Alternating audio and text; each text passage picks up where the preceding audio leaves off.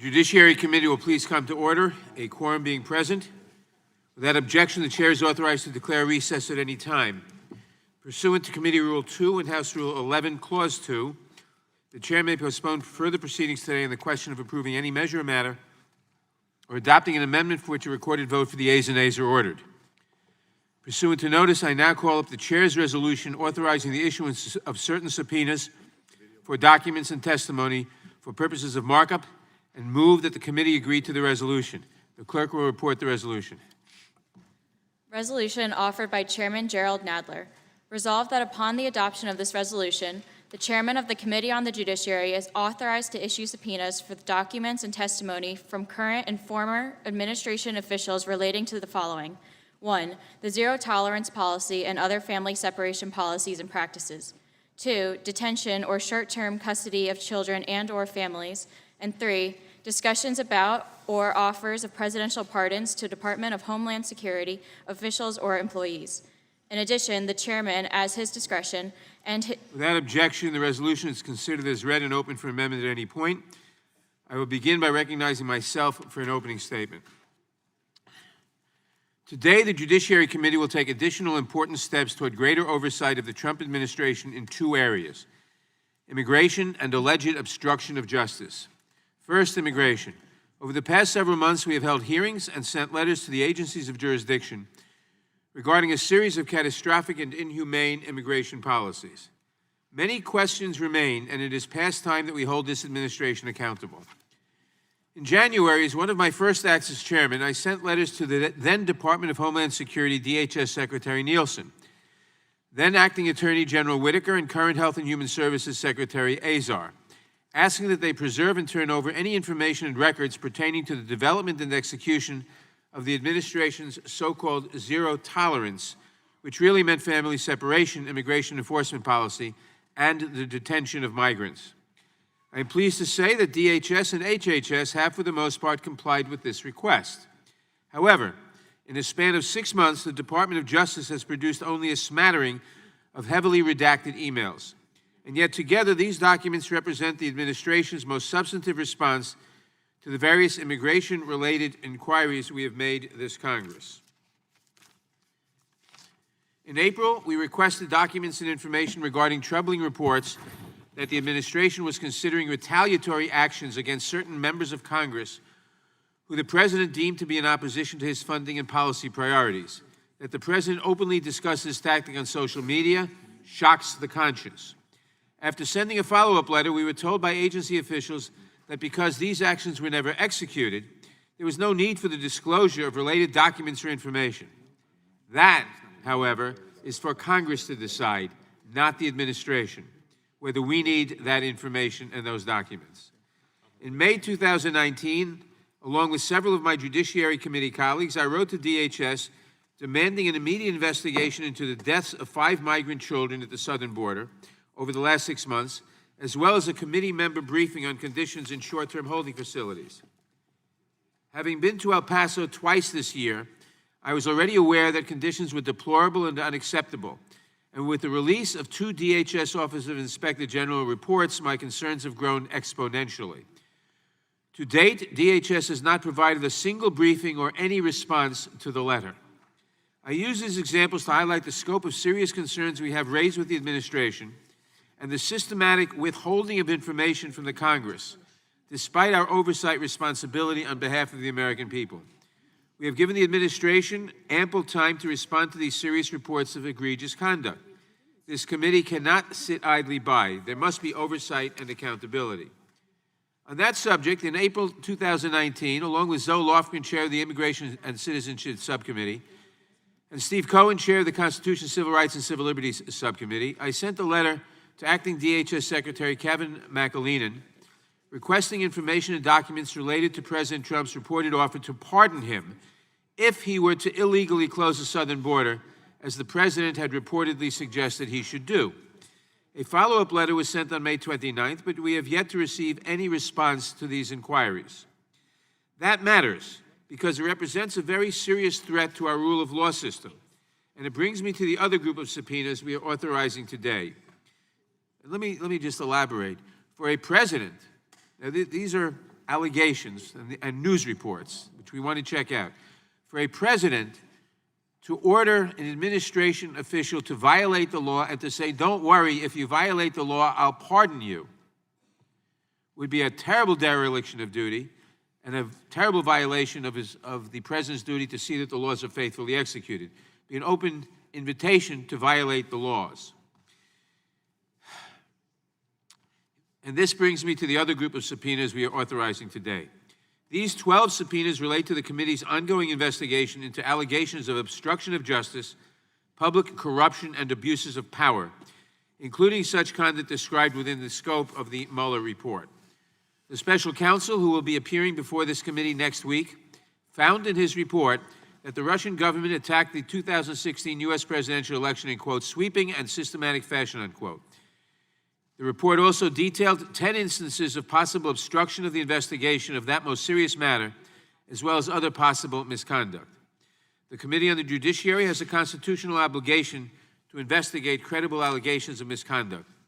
We have been doing that through pursuing the unredacted Mueller report and key related witnesses and documents.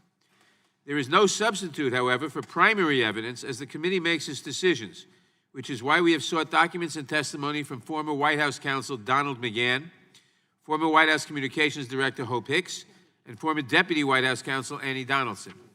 Today we focus on 12 additional witnesses. These include government officials who worked or continue to work in close proximity to the president. These witnesses also include those outside of government who have critical information in connection with our investigation. We will not rest until we obtain their testimony and documents so that this committee and Congress can do the work that the Constitution and the American people expect of us. I now recognize the ranking member of the Judiciary Committee, the gentleman from Georgia, Mr. Collins, for his opening statement. Thank you, Mr. Chairman. And here we go again on another round, an episode of premature subpoena authorizations brought to you by the Democrats on the House Judiciary Committee. Aside from the lack of specificity, the lack of a lot of things, and the lack of maybe a law school understanding of a subpoena, this is again another trek down an empty road. In the world of congressional oversight, today's markup makes absolutely no sense. First, we have the zero tolerance policy. This is an area where the chairman has sent one single request to the administration way back on January 11th, 6 months ago, and not a single follow-up request since. Nevertheless, since the administration has produced a steady stream of documents, Department of Health and Human Services made a total of 20 productions, nearly one per week, for over 7,500 pages. Department of Homeland Security has made over 4 productions, including one earlier this week, amounting to over 3,300 pages, as you can see in the boxes beside me. The Department of Justice has provided 6 productions totaling over 1,200 pages. In sum, the administration has voluntarily made 29 productions totaling over 12,000 pages, yet the chairman, out of the blue and without a single formal follow-up, wants to issue subpoenas for more documents. Second, the chairman wants to issue a subpoena for information regarding the detention of children and families and a subpoena for information about the discussions or offers of presidential pardons to DHS officials and employees. The chairman has only tangentially issued a document request regarding detention way back in January. A subpoena here is not only premature, but unjustified. The chairman has zero predicate for this markup today. Given this fact, I guess the chairman was telling the truth when he said during an earlier subpoena authorization, he views the subpoena as the beginning of a dialogue process. Third, the chairman wants to continue a subpoena binge and issue additional 12 subpoenas to individuals related to the Mueller investigation. The chairman has made no formal contacts with 3 of these individuals during his chairmanship, and the subpoena will in fact be, I guess as we've heard, the beginning of a dialogue process. Once again, I want to emphasize, the chairman has not sent even one written request to 3 of the individuals on this list we are authorizing. 4 of the individuals were part of the chairman's short-lived and now defunct investigation into the 81 Trump associates. Each of these individuals responded to the chairman, cooperated with his inquiry before that investigation seemingly has died on the vine. Incredibly, another one of these individuals has already received a subpoena from the chairman. He produced documents as well, but I guess the chairman is going to reward him with yet another subpoena because apparently the first one wasn't good enough. I guess there wasn't enough dialogue. Again, the record is devoid of any basis for subpoena authorizations. At least the chairman is consistent. This is a pattern we have seen several times before. If you cooperate with him, you get a subpoena. If you ignore him, he'll leave you alone. In the world of congressional oversight, these subpoenas make no sense at all. But in the world of politics, today's markup makes perfect sense. When we left for the July 4th recess, my friends on the other side were reeling. They were having a very large and very public inter-party squabble over funding for humanitarian crisis at the border. The crisis this committee has repeatedly failed to address. Before we ever get back to town, however, we were greeted by the chairman's intention to go on a subpoena binge, attempting to change the narrative to focus on issues he hasn't touched for months, if at all. This is a very haphazard way of conducting congressional oversight. It's no wonder other committees have taken the lead on investigating the issues the chairman wants to focus on today. The Judiciary Committee, as it has been for months, is trying to play catch-up. For example, Chairman Cummings issued subpoenas to DHS, HHS, and DOJ regarding zero tolerance policy back in February, 5 months ago. HPSI has been consistently leading the way in regard to the Mueller investigation. One of today's subpoenas is for Michael Flynn, a person HPSI is close to bringing in after issuing him a subpoena last month. In addition, the chairman refused for months to review the lesser redacted Mueller report and held the Attorney General in contempt. Meanwhile, Adam Schiff cut a deal with the department and got access to the underlying documents. If the goal is truly to get information or testimony, our chair is failing. But as is repeatedly said, if the goal is to political theater, we're winning. Chairman Schiff also threatened to subpoena special counsel before the July break. He fulfilled his promise and in doing so forced the chairman's hand. Now, instead of having hearing where all of our members get to ask Robert Mueller questions, we're having our legs cut out from under us by limiting the questions. Not all Republican members will be able to ask questions, and not all Democrat members will be able to ask questions. This is an odd format, is the result of the chairman's not taking seriously this information and moving forward, and we're all here to suffer. In fact, let me just bring up, it's against House rules, but that's another problem we've never had a problem with here, it seems like, in the last 6.5 months. And the Democrat member of this committee are not happy about it. Today's subpoena binge is an effort to change the narrative. It's a show of force. It's a chance for the chairman to prove to his rank and file and the rest of the Democratic caucus that we can be tough on the Trump administration after being pushed around for 6 months. Today is a chance to show that we have what it takes and will not bow in the spotlight.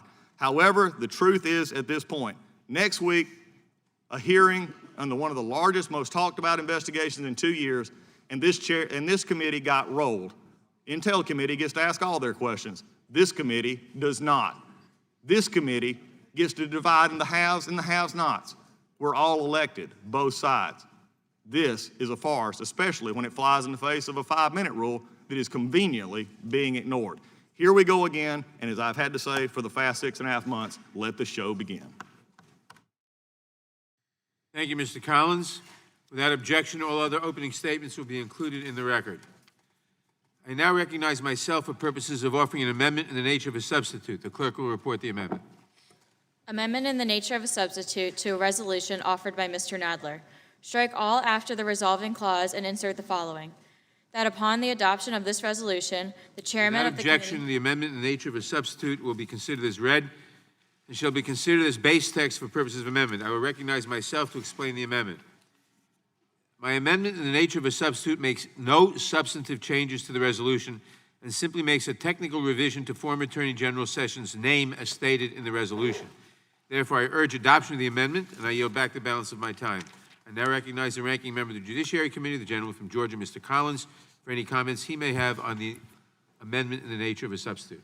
Thank you, Mr. Chair. I have no real comments about the amendment in the nature of a substitute, except the the broadness of this, the lack of specificity of this, the understanding of looking at it and saying, what do we want? And also, as I stated in my opening statement, we're here again for show. This committee has become run by press release when we can't do substantive work. This is not the way subpoenas are supposed to work. This is not the way congressional oversight is supposed to work. And for those of us who hope to be in the majority again one day, quit ruining it for the rest of us.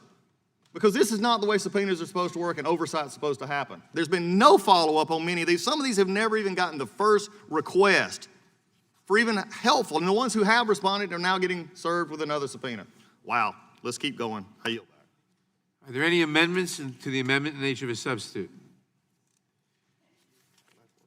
In that case, Mr. Chairman, move to strike last word. the gentleman from Ohio. Thank For you, purpose Mr. the Chairman. gentleman from Ohio seek recognition? Move to strike last word. Gentleman is recognized.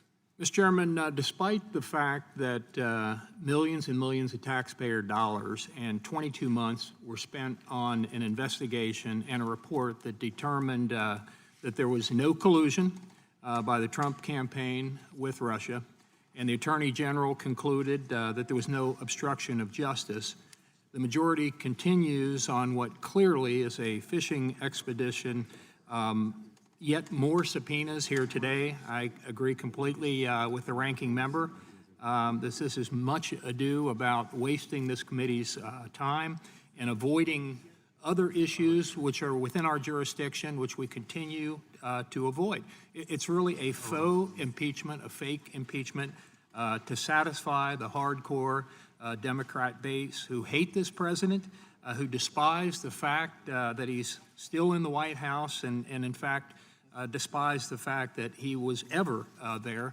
Now this committee has allowed itself, as the ranking member said, to be rolled, run over, roughshod by the Intelligence Committee. It's really embarrassing for a committee that really has had significant stature in this House for so many years. Rather than wasting more time on this fishing expedition, we could be spending our time on things that really matter, on things that would actually benefit the American people. For example, we had nearly 250,000 people enter our country, flow into this country at our southern border over the last 2 months alone. Think of that, 250,000 people in 2 months. And most of those came in through our very flawed asylum process, which we ought to be able to come to some bipartisan agreement if we actually talk about it, discuss it, have hearings on that issue. It's so flawed. We have people that are paying drug cartels to come here. The money's flowing back there. When these people are coming in at one point, people are literally coming down. You can watch TV. They're coming down loaded with drugs and boxes right down the way from that, because our border is so unprotected at this point and putting the American people at risk. That's something, immigration, asylum, et cetera, is within the jurisdiction of this committee. But we essentially ignore that over and over again. And as I said, the cartels are making huge amounts of money at this. This is putting American people at risk. We had 70,000 people who died of drug overdoses last year. 70,000 people, drug overdose, most of it opioids, much of it fentanyl, for example. That issue is essentially ignored by this committee. Those people, by the way, when they come here, they're told the so-called magic words by the cartels, again, who are making the money. They come into the country. They're given a court date 2 to 5 years down the road. About 10% actually show up for the court date. The other 90% or so completely ignore it. They're put on a bus. They're put on a bus or a plane, shipped off to some place in the country, our congressional districts here, and they essentially disappear in the population. And that photo, which I think a lot of us really, it hit us, that father and that young child that died, that drowned coming into our country. A horrible incident, never should have happened. But we should not forget that our policies, as they remain, or our lack of policy, lures these people to our country. The young women, the mothers and fathers who literally give birth control to knowing that their daughters, there's a reasonably good chance that they're going to be raped by the coyotes or the other people that are bringing them up here. So it's just horrific. That's the kind of stuff that we ought to be dealing with, but instead, more subpoenas, more wasting this committee's time.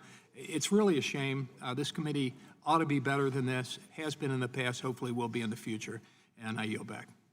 For what purpose is the gentlelady from Texas seek recognition? Use your mic. Gentlelady's recognized. Thank you. Mr. Chairman, just a little chronological history. Let me acknowledge the importance of this subpoena on a number of bases. But my friends on the other side of the aisle, and certainly those who are here in 2013, remember that the brunt of what we're facing today falls at the very feet of this House and the Republicans. Because in 2013, there was a bipartisan bill that came to the House from the Senate, 68-32, led by John McCain. I think even Chairman Graham was on the bill, and now chairman of the Senate Judiciary Committee. And that was to address the problems of the American people as it relates to immigration. It was a pathway to citizenship. And the members of this House, Democrats, were prepared to work with the bill. We had a bill and we were prepared to work with the bill and then go to conference. But the Republicans didn't want to answer the call of the American people, fix the broken immigration system. Now, I've just come back from the border, and I can assure you that children are still being separated from their families. Children are still being housed, and the reason why they are housed as children labeled unaccompanied, because I asked the question, did they become unaccompanied because you separated them from their families? Yes, that's how they became unaccompanied. And so it is important to note the zero policy still effectively undermining what I think the American people are most outraged about, is that is the care and responsibility for these children. Now, if you go and talk to migrants one-on-one, they will tell you that, as they were told me, their son was murdered. They went to the grocery store and came back and saw their nieces and nephews drugged by someone who had broken into their house, and they had to escape with their life. These are migrants who are on the other side of the border in Juarez. The policy that the president says that is working, I have no quarrel with the Mexican government. They did whatever they had to do diplomatically. But there are no work permits. There are no facilities that these migrants are supposed to stay in. They have no guarantee that they won't be thrown out into the street because there are no places for them to stay. There's no health care. And yes, they are human beings. So it is important for us to be able to utilize our authority, our oversight responsibility, to ensure that the Flores case is adhered to, that there is a short-term custody. Now we understand that there's a massive 700 per child day private prison being built somewhere with no authority from the United States Congress, wasting money, reprogramming, taking money. But yet they couldn't take money, Mr. Chairman and Ranking Member. They couldn't take money to answer the call for toothpaste and toothbrushes. They couldn't reprogram the money in the DHS. They continued to whine about the Congress was not responding. That's not accurate. Our hearts were torn. The American people are torn. They're concerned about these children. It is crucial for us to respond to them. And then to be able to deal with the litany of individuals from Mr. Dearborn to Flynn to Jody Hunt, and Mr. Kushner, Kelly, Lewandowski, Porter, Rosenstein, Mr. Sessions, Mr. Davison, and Mr. Howard, Dylan Howard, and Pecker, to be able to continue the oversight that is the responsibility of this committee, because the American people are asking to be informed in a way that they can understand the enormity of what has occurred in this administration. We may soon hear an announcement about the census, in complete contrary to the Supreme Court decision. This administration will stand up to the Supreme Court and tell them that they are not worthy of their name and begin to issue executive orders on the question of citizenship, on the census. So I don't have any doubt that this subpoena is for non-political purposes. It is for purposes of information, and it certainly is for purposes of dealing with the important question of the responsibility of this Judiciary Committee. And finally, I would argue the point that Office of Pardons and questions regarding Homeland Security officials are important, inasmuch as, Mr. Chairman, they are announcing raids that are going to frighten everybody and maybe put everyone in danger and separate more children from families again. I think that it is important that we move forward with this resolution for subpoena. With that, I yield back. For what purpose does the gentleman from Texas seek recognition? Strike the last word. Gentleman is recognized. Thank you, Mr. Chairman. Very quickly, since this is about the subpoenas, let me just first respond. There is, and I'm glad to see my friends on both sides of the aisle, or other side of the aisle, have joined us on this side of the aisle in acknowledging there is a crisis on our border. We have been battling while in the majority. We had a few join the Democrats that didn't want to secure the border, but the failure to secure the border is what has caused this crisis. The failure to, the promises of legalization, amnesty, better living conditions, all these kind of things have continued to lure more and more people here. Now, if we didn't have immunity in Congress, then you could have the survivors of those who have died trying to get here, or the hundreds of thousands potentially that have been personally harmed, raped on the way here, maybe millions. They would have lawsuits against members, but we have immunity. But we know in our evolved system of justice that if you have, for example, a swimming pool in your yard and you fail to put a fence around it or a wall around it, and somebody comes in and is harmed, drowned, they have a potentially major verdict they're going to get against the individuals who refuse to put a wall or a fence around an attractive nuisance. That's the legal term, not mine. That's what has been created by our friends across the aisle, an attractive nuisance that has lured people to their death, to horrible living conditions. And then when this administration is begging for beds to take care of these people, we were told that the crisis created by the refusal to secure our border didn't exist. Oh, it's a manufactured crisis. It doesn't exist. And so I'm glad at least we now have those people that stuck their head in the sand and said there was no crisis, now acknowledging that there is a crisis. But let's be real about what created it and what will solve it, and continuing to encourage people to come from around the world in greater numbers than ever is not the fix. Now, with regard to these subpoenas, if I put my role and robe back on as a judge or chief justice and think about, because that's the way you have to look at these things, well, will a federal court enforce the subpoenas? You would want to see, what was the process? What is this about? Well, it's about the Mueller report. Well, what did you do? Well, we first subpoenaed Barr because we said it was a summary. He said it was just to get out the conclusions because he knew the report was coming. But we subpoenaed him, even though that's totally irrelevant if you want to know what the report said. And then we finally got around to having an agreement for Mueller to come testify. But I'm telling you, if you had told me 6 months ago that Chairman Schiff would be able to marginalize the Judiciary Committee and Chairman Nadler, I would say that will never happen.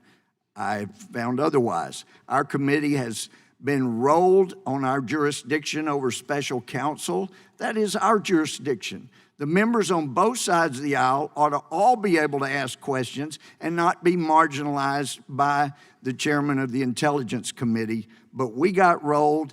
And so if you're the court looking to see, because about the only other way to enforce a subpoena and a contempt, it would be if you arrest them and put them in our little cell up here. But otherwise, you got to get a federal court on board here with you. And when they see the process that's been followed here, it doesn't make sense. It makes it clear.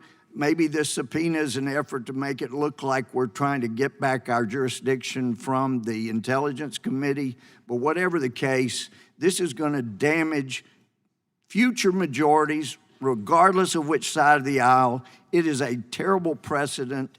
And that's why these subpoenas should not be coming now. Instead, we ought to be demanding full time to question Mueller about the report, then issue subpoenas if necessary for the witnesses that make up that report if we're not satisfied with Mueller. That would impress a judge, and short of that, these subpoenas will be meaningless. I yield back.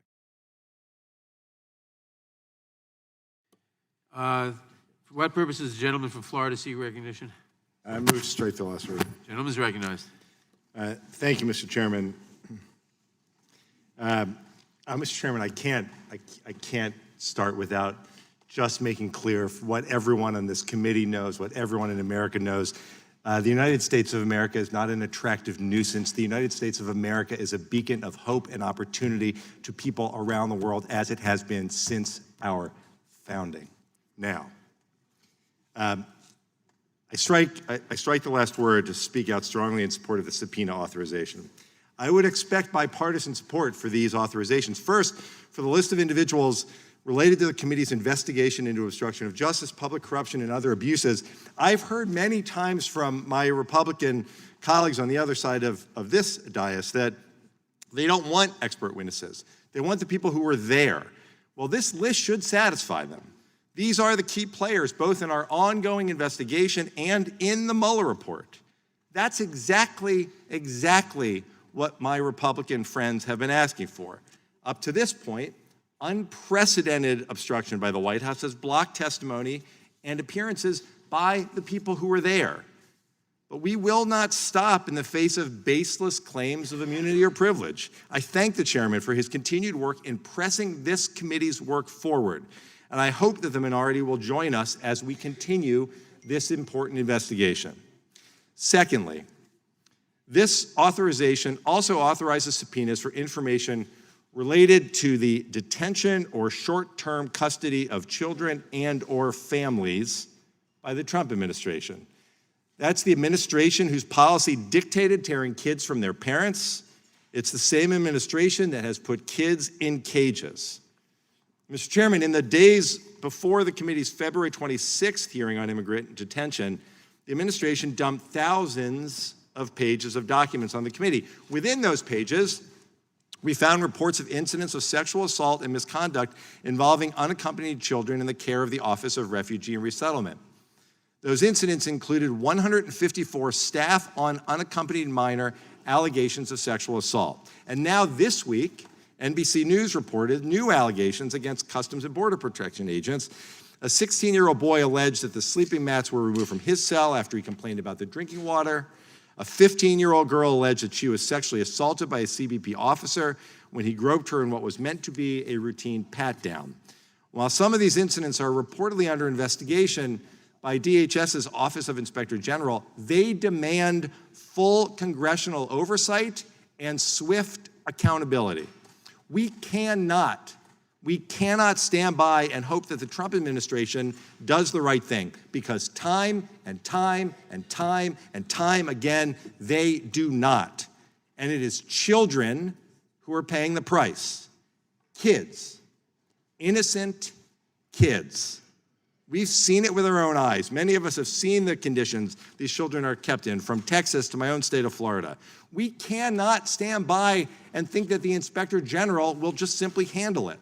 We can't stand by and wait for a response to our multiple letters. This is urgent.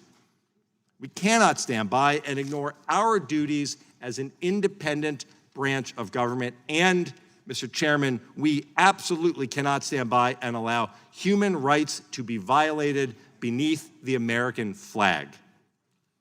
If the administration is going to continue its unprecedented obstruction, we will continue to respond.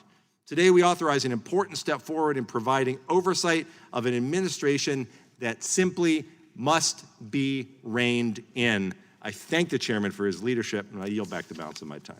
Mr. Chairman. Gentleman yields back. For what purpose does the gentlelady from Arizona seek recognition? Thank you, Mr. Chairman. I move to strike the last word. Gentlelady is recognized. You know, Mr. Chairman and members, I am absolutely disgusted by the obsession that is going on here of trying to undermine the President of the United States.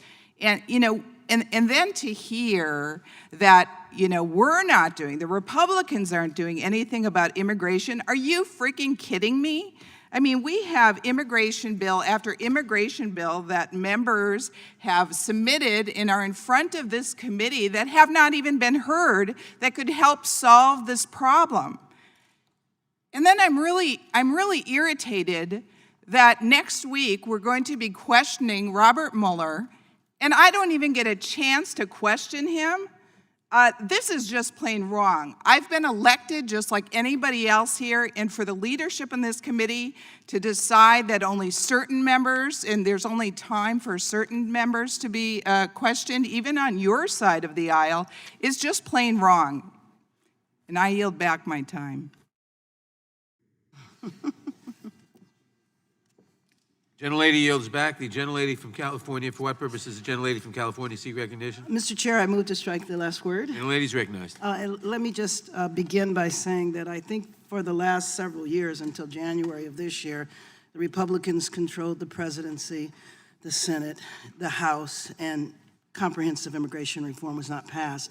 Earlier this year, there was a child welfare case in California involving the abuse and captivity of 13 children. The parents were charged with abusing and imprisoning the children, only allowing them to eat once a day and to shower infrequently. These parents are serving life in prison for their crimes against their children. Today, the Department of Homeland Security is imprisoning children in crowded cells for extended periods of time without adequate food, supervision, medical attention, or access to basic hygiene needs like soap, toothpaste, and toothbrushes. Children are suffering in detention from the flu, chickenpox, and measles. In every state in this country, this is child abuse, child neglect, medical neglect. A state child welfare agency would remove the children from these conditions and arrest the parents. By the way, it's never routine for an adult male to pat down a female child. That is never routine. We cannot tolerate state-sponsored child abuse. The Department of Homeland Security says they don't have the money to treat the children better.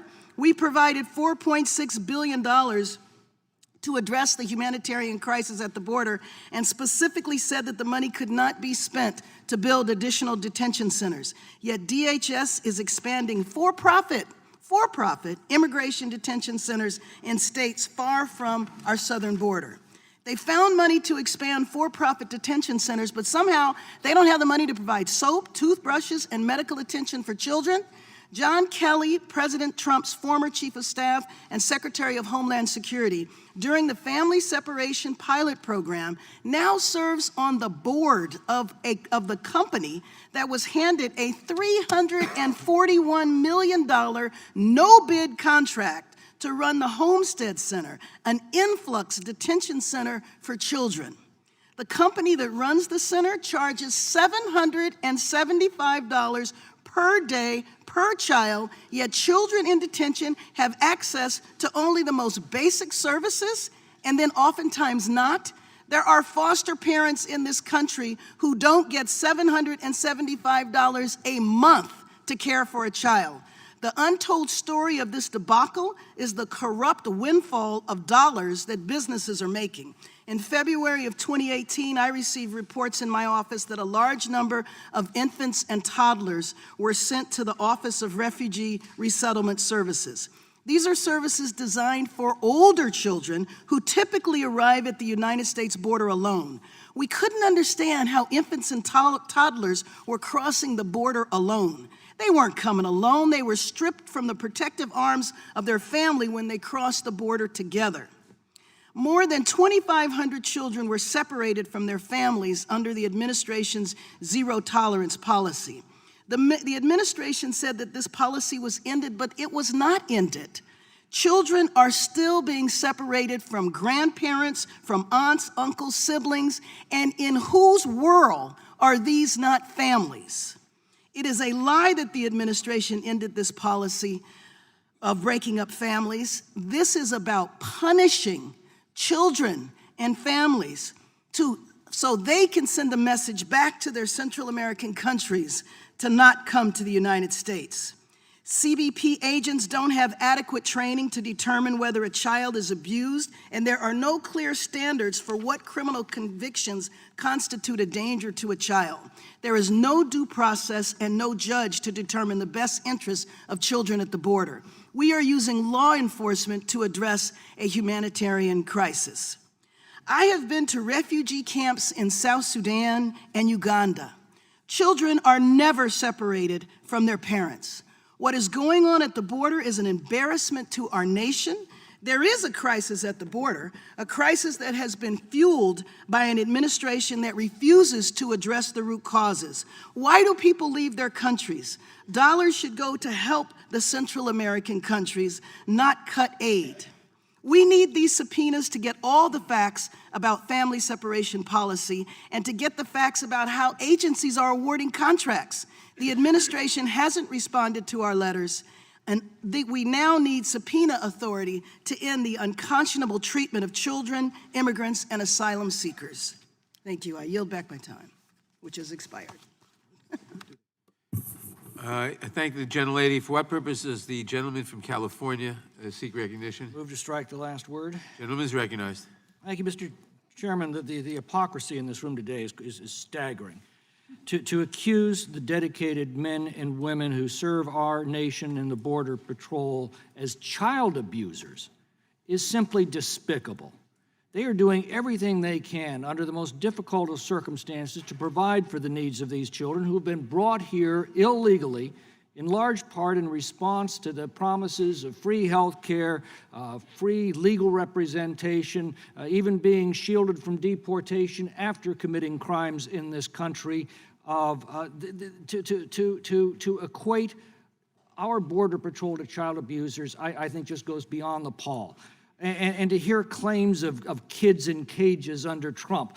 I'd bring to the majority's attention the report yesterday in the New York Post, which pointed out the Democrats on the House Oversight Committee sent out a pair of tweets Wednesday and earlier this month with photos of migrants sleeping in a detention center to publicize an immigration hearing in Capitol Hill. Just one problem. The pics were snapped in 2014 during the Obama administration. The Dems deleted the two messages and claimed it was an error. I think a lie would be more appropriate. Mr. Chairman, this is a committee that has been chaired in the past by giants of our history, men like James Buchanan, Daniel Webster. When we speak of an abuse of power, I think the real abuse of power is right here before us today. 12,000 pages of material have already been produced for this committee. I wonder if we've even read them. 3 of the 12 subpoenas are of people for whom we have not requested any information yet whatsoever.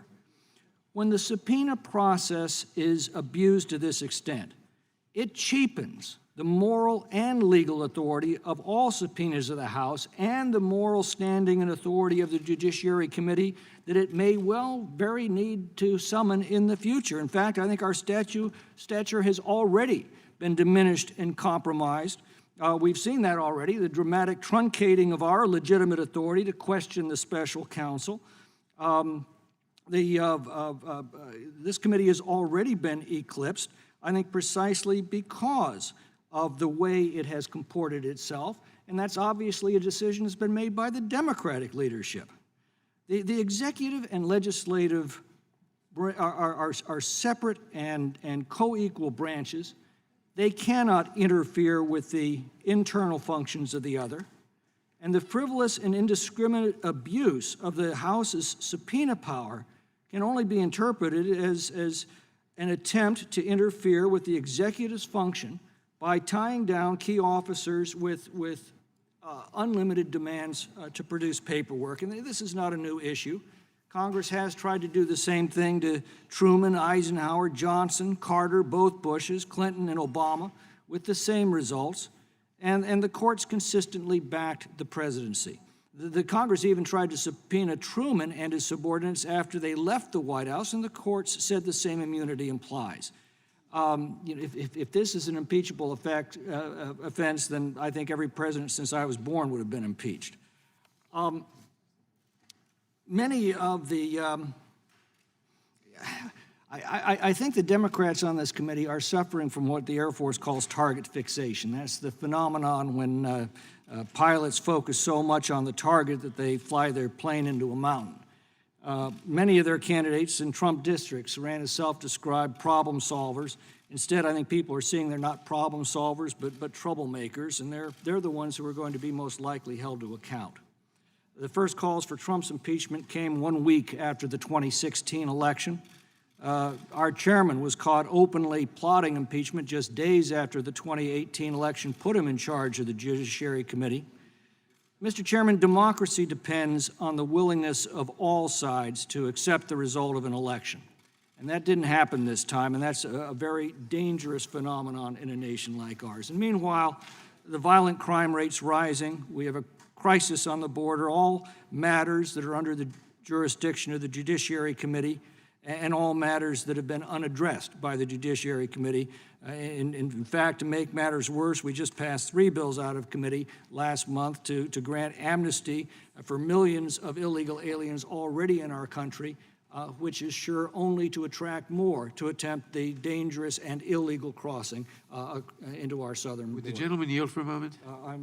I'm Would the happy gentleman to yield for a moment? all of the time that Would I the have gentleman yield remaining. for a moment? Thank you. I just want to agree with the gentleman that this committee has in the past been chaired by giants, but I would hardly consider James Buchanan among the giants. Gentlelady, I thank the gentleman for yielding. The gentleman's time has expired. For what purpose does the gentleman from Washington seek recognition? I move to strike the last word. Gentlelady is recognized. Thank you, Mr. Chairman. June 10th, 2018. That's almost 13 months ago, and that was the day that I became the first member of Congress to talk to family members who had been separated from their children. I went into a federal detention, into a federal prison where they were being held just south of my district. And I'll tell you, I wouldn't have gotten access to that place had it been a for-profit detention center, but it happened to be a government federal prison, and they actually believe in being accountable to the people that give the money. So I was able to get in and talk to over 226 mothers and fathers who had been separated from their children, separated at the border. At that point, sometimes for 3 weeks, 4 weeks, they did not know where their children were. Mothers who told me that they could hear their children crying for them and they could not go to them. Mothers who told me they were given slips by the immigration enforcement agents with the names of their children on those slips, except guess what? Those weren't their children. You know why?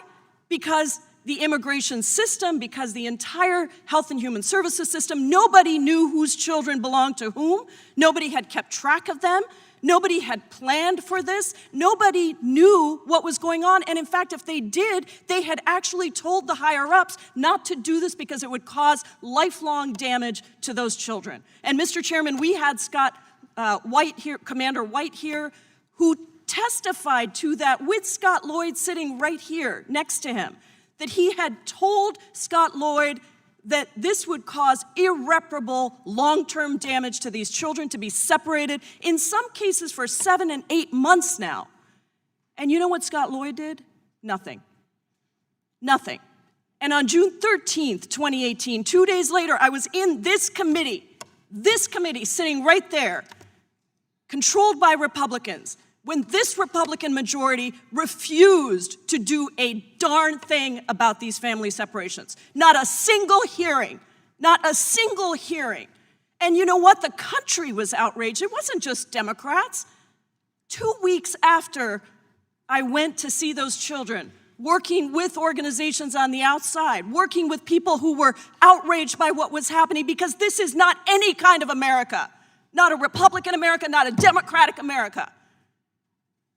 500,000 people turned out into the streets to protest the family separation policy, the zero humanity policy. Laura Bush wrote a compelling op-ed. Franklin Graham, the evangelicals, spoke out. The churches spoke out. But you know who didn't? Do you know where there was complete silence on the issue of family separation? Right here in this committee from the Republican majority. Right here in this committee.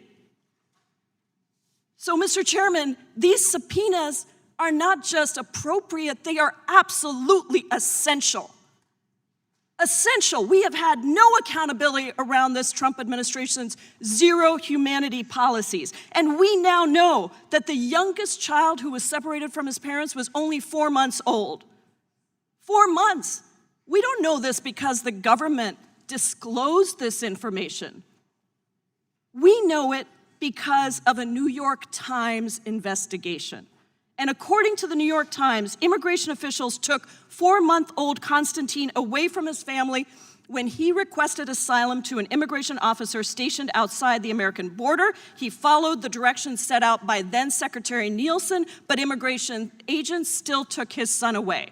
Konstantin's dad finally agreed to be deported on the condition that he be reunited with his son. Immigration officials told him that Konstantin would never be returned to him once he was on the plane, that he would be returned to him once he was on the plane, but Konstantin never came. So despite the claims from the administration that nearly 500 parents chose to leave without their children, we have a clear example of coercion, of parents doing everything they could to regain custody of their children, only for our United States government to deny family unity.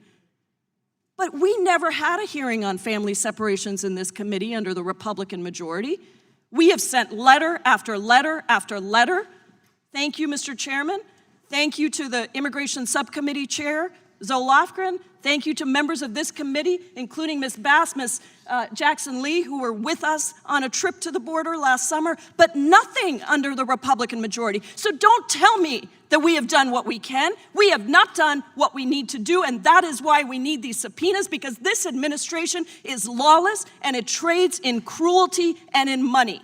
Let's be very clear that the for-profit detention facilities that John Kelly is now on the board of after overseeing the implementation of family separation, is the company that is profiting off of the cruelty to children. So, Mr. Chairman, thank you for doing these subpoenas. I am in full support, and I yield back. Would the gentlelady yield? The gentlelady's time has expired. For what purposes the gentleman from Arizona seek recognition? Move to strike the last word. Gentleman is recognized. Thank you. Thank you, Mr. Chairman. I appreciate it. And I do appreciate the passion in this committee. This is a committee full of passionate people who think about issues deeply and care deeply. I also had an opportunity to visit multiple detention facilities and holding facilities. And I'll tell you, one of the ones I happened to be able to visit was a for-profit private ICE detention facility. And I didn't have the same experience as my colleague, but that's probably unique to me. I get that. But these subpoenas seem to be overkill in my mind. It's probably too early. I think that we can get these folks to come in. I think that we could negotiate this. But leaving that aside, I'm especially troubled by the format that's been reported to me will be for this upcoming Mueller hearing. So if we start 8 to 10 minutes late for that hearing, if we only have 2 hours, and then we're going to cede it over to the Intel Committee, Mr. Chairman Schiff, who's apparently running this in some respects, if we start 8 to 10 minutes late, as we did this morning, that will lop 2 people off who won't be able to ask questions if we adhere to the 5-minute rule. But we likely won't, because it's not unusual for individuals on the other side to be allowed to go over a minute or two in their questioning, not in the response necessarily of the witness, but in their actual questioning. And if there's some post-testimony commentary, which is sometimes the case, as we see, we've even seen here today, that will further erode the time. So if you happen to be sitting on the bottom row here and you have 1 hour, and you have 1 hour, that's the 2-hour limit. That means at 5 minutes, you get about 11 people in. But when you start moving to these other things, you start lopping off members of that 11. And if you're not part of the 11, what are you? You're being treated unfairly and disproportionately. We've taken the forceful step as a committee, whether you agree or disagree, to subpoena Robert Mueller, the special counsel. It's our committee's jurisdiction. It's not the Intel Committee's jurisdiction. But we've done this ostensibly because we find his testimony to be valuable. So valuable that we're going to subpoena him in. But we're going to constrain the opportunities for members of this committee to ask questions. That's neither appropriate, it's neither fair, and quite frankly, it probably doesn't comport with the rules of this committee or the House. The chairman of our committee has said that witnesses shall not dictate the terms or conditions of their testimony. But that seems to be what's going on here today. Either that or Chairman Schiff is dictating, because we're getting only 2 hours. and then it's going to go to the Intel Committee. Well, that means not everybody on this committee is going to get the opportunity. And that means that we have a hierarchical system, a system that's based on preferential treatment, quite frankly, by where you sit on the committee. It means if you're in the front row, I happen to be on the front row, I was just inches away from the back row. But it means that membership of this committee is not democratic, and we're not going to all be treated equally. But I know everybody here has questions. So the Washington Times reported on a couple of my friends who sit on the front row, asking them, what do you want to ask questions of Mr. Mueller for? And they stated what they want to ask their questions. Bad news for you, because if you sit on the front row, you're not in that 11 most likely.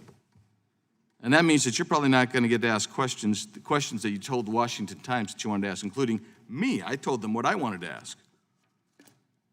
So the way I view this is, if we're really going to go by the plan that we've heard that's been related to us, is that we're going to get an hour apiece and we're going to go the 5-minute rule, that means that my time to ask questions has been ceded over to the Intelligence Committee instead of this committee where we have jurisdiction. And that is really, really wrong. This is a committee that has a long and storied history, and we are undermining it by that type of session to the other committee, and by not allowing us to adhere to the rules, the 5-minute rules, so everyone gets to ask questions. That I yield back. Gentleman yields back. For what purpose does the gentleman from Colorado seek recognition? Move to strike the last word. Gentleman is recognized. Thank you, Mr. Chairman, and with great respect to my colleague on the other side of the aisle, I will say I'd like to bring this markup back to the fundamental issue before the committee, which is these critical subpoenas that we are poised to authorize on the administration's dangerous and disastrous zero-tolerance and family separation policies. That's why we're gathered here in this committee room today, and I share the concerns and empathize with the frustrations of my colleague, Representative Jayapal, who I thought articulated the sentiments of people in my district and in my state very effectively. I think many of my colleagues here on the committee know that I, like many others, am the son of immigrants, that my parents were refugees from East Africa. And so I understand the importance of immigrants to our communities and of the often difficult circumstances that have led many to seek shelter, refuge, and a home in the United States. And for some, coming to the U.S., it is a desire, and for some, it's a need. And regardless, immigration has certainly made our nation stronger in countless ways. And so I share the outrage by the continuing stories and the horrific images of the inhumane conditions immigrants at our border and at detention facilities across the country have been subjected to. We have heard deeply concerning reports over the last several weeks of children being housed in unsanitary facilities, sleeping on cold, concrete floors without proper medical care, toothbrushes, soap, windows, or proper nourishment. We cannot allow this treatment to continue under our watch. And I will say that these inhumane conditions are not just occurring on our southern border, they're happening in facilities across the country, including in my home state of Colorado. I continue to be alarmed, like many of my constituents, by basic human rights violations happening within a private detention facility run in Colorado. GEO Group is the largest private prison company in the United States and holds immigration and custom enforcement contracts to operate immigration detention facilities across the country. And as we have heard from my distinguished colleague, Representative Bass, and many others in the committee today, these private facilities benefit from limited oversight, and they operate under a financial interest in which they receive fixed payments from the federal government per individual. So the incentive is monetary, not the health and dignity of individuals. And so we see the result of that broken and absurd system. When you have, at the facility that I mentioned in Colorado, subpar medical care and use of restraints on folks in solitary confinement, even Department of Homeland Security's own investigators raising various issues about the facility itself. And by the way, that's why I also believe this committee should hold a hearing on detention facilities, including GEO Group in particular, and why I support Representative Jayapal's Dignity for the Detained Immigrants Act, which would end these for-profit facilities once and for all. Ultimately, for all these reasons and more, I think it's critical that Congress provide critical oversight of the continuing conditions at our border and of immigration detention facilities, especially in light of this administration's dramatic expansion of enforcement efforts at the border and numerous reports of detention facilities providing woefully inadequate medical care. The subpoena before us today will allow this committee to ask administration officials important questions about these policies and to hold them accountable, which it is long past time for us to do. And so I appreciate the chairman's leadership on this front, as well as Representative of the Subcommittee Chairwoman Lofgren's leadership. And with that, I would yield back the balance of my time.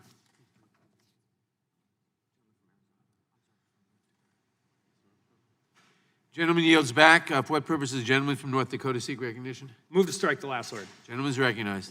And with all due respect to my friends on the other side of the aisle, not all these subpoenas are for zero tolerance policy. So we are talking about that. And we're talking about Jared Kushner, David Pecker, Rod Rosenstein, and we know full and well those aren't for those. So we have spent over 2 hours in hearings arguing about whether the Attorney General can be held in contempt for not violating the law. We've spent over 2 hours in these hearings talking to John Dean and 3 cable news pundits about whether there's obstruction of justice. We've spent 2 hours, over 2 hours in this committee talking about a bipartisan solutions to the Mueller report, which changed, the nature and the testimony brought to the hearing changed the day before. But we're gonna spend 2 hours and nothing longer talking to the guy who wrote the report. I joined Ranking Member Collins very early on saying, let's bring in Bob Mueller. He's the one who wrote it. Let's deal with it. Let's go through that. Let's have all of that. And now we've been dealing with these circus sideshow hearings for months. And we've been doing it constantly. And it's not because any witness that has been in front of those tables has had anything substantive to add to what has gone on in this report. It is a narrative. It is a messaging hearing. We've done them over and over again. And I've sat through every one. I try to be in my chair as much as possible. I try to contribute to the committee as much as possible. I find out this morning that next week, I have my constituency has no voice in this hearing. None. Not a single voice. I'm not going to be able to participate. And I'm not here to whine and kick dirt. Quite frankly, I don't think people sent me to Congress to whine and kick dirt. But I think it's unbelievably disrespectful to every member of this committee, and I think it's unbelievably disrespectful to my constituents to put those kind of parameters in place. So with that, I would kind of end on a question, and if we are gonna limit the guy who wrote the report to 2 hours of committee time, I'm hopeful that we are considering limiting all of these hearings we have with these subpoenaed witnesses to 2 hours at a time, because if we're not going to spend more than 2 hours dealing with Bob Mueller while he's here in our committee, then I don't think we should be spending more than 2 hours dealing with any of his underlings that we're trying to pull in front of the committee for another sideshow. So with that, I yield back. Or yield to the ranking member. I thank the gentleman for yielding. You make a great point. I mean, we had Hope Hicks for 8 hours. Hope Hicks for 8 hours on transcribed interview. I'm still waiting to hear from the chairman how he plans to get around the fact that we're breaking and violating the rules on the 5-minute rule and only limit it to 11 people. I guess they're gonna pull that magic, oh, we're gonna adjourn. That's not right. It's not right to your members. It's not right to this member. This committee got rolled, let's admit it. And we're in a position now to where you got members on our dais, you got a lot of members on your dais that I can see they're excellent attorneys that would ask great questions. But this is where we're at. And these subpoenas, and I would understand, look, we've never objected to having oversight hearings on the border or any part of it. This is the prerogative of this chairman. You could have these, and you're having some more next week, and there was no need for subpoenas there. Again, I think when you just look at it from a legal perspective and oversight perspective, the question becomes, is these are so broad in asking what we're looking for. I mean, come on. This is where we're having a problem. We needed to change the narrative today. This is what this is about. This is for that table right over there and for those on the camera. This is what this is about. We need to have oversight hearings. We need to do an investigation of the border. We need to do these things, but also our members need to be able to talk to Robert Mueller. If he's actually going to come, then have that conversation. But when Intel gets to ask all of their questions, every member will get to ask questions. We don't. When we have jurisdiction primary of this, That's a problem. And you can argue that we need these subpoenas, and I appreciate my colleagues saying, yes, we need subpoenas, fine. You're gonna have the votes here in a minute to authorize these subpoenas. But again, let me just go back for just a second. Some of these have never had contact before, never been contacted by this committee, and we're leading with a subpoena. Okay, that's what we wanna do. But at a certain point in time, I think it's a deeper issue that is very concerning, is that when over the last number of days, we've been given mixed reports every time we've almost asked on what this hearing is going to look like next week. Mixed opinions. First, it started off with 3 different hearings. First, it started off, and this is straight from the chairman's mouth to me. But now we're finding out 11. So I guess we're just deciding that the state of North Dakota shouldn't have a voice in this. I guess that's what we've done. And Florida and others in California just don't have a voice in this. Don't tell me this is the best we can get. And also, as I was reminded earlier, and as the chairman reminded me on several occasions earlier when we had these kind of hearings, he leaned over to remember, witnesses don't get to dictate terms. I guess Chairman Schiff gets to dictate terms and the witness gets to dictate terms. With that, I yield back. The gentleman yields back. The gentlelady, for what purpose does the gentlelady from Florida seek recognition? Thank you, Mr. Chairman. I move to strike the last word. Gentlelady's recognized. Thank you, Mr. Chairman. Before I make my remarks, I just want to respond to some of my colleagues across the aisle. What you hear is not necessarily passion.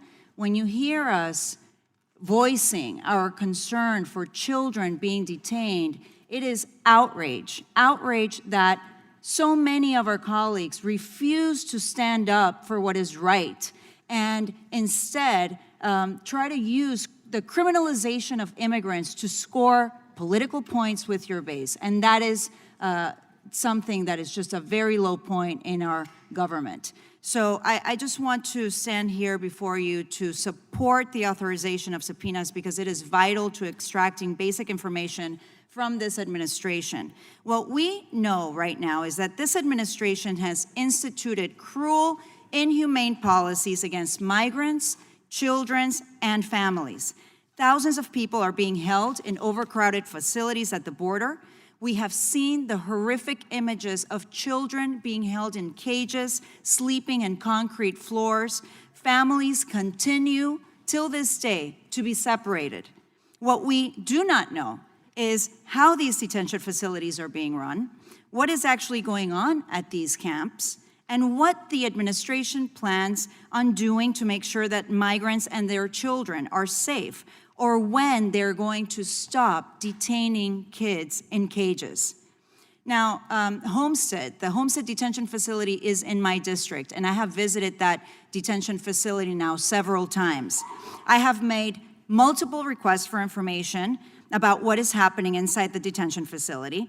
I have asked about the camp's hurricane plan. Last week, I sent a letter for information on 51 different points about the conditions at Homestead. Have I received any answers? No. What I have received is conflicting messages from different agencies. In June 26, there was a press release where HHS said that at the end of May, there were 2,200 kids being held at Homestead in a prison-like facility. Most of these kids, about 80% of these kids, have family members right here in the United States. However, they are being detained by a for-profit company because it is to their incentive to keep these kids locked up. They're making close to $2 million a day by keeping these kids locked up in a for-profit detention facility. So I don't want to hear that the administration is running out of funding to deal with the crisis in the border when they're paying $775 per kid at the Homestead Detention Facility. And then we see kids that have no toothbrushes, no blankets. It is ridiculous.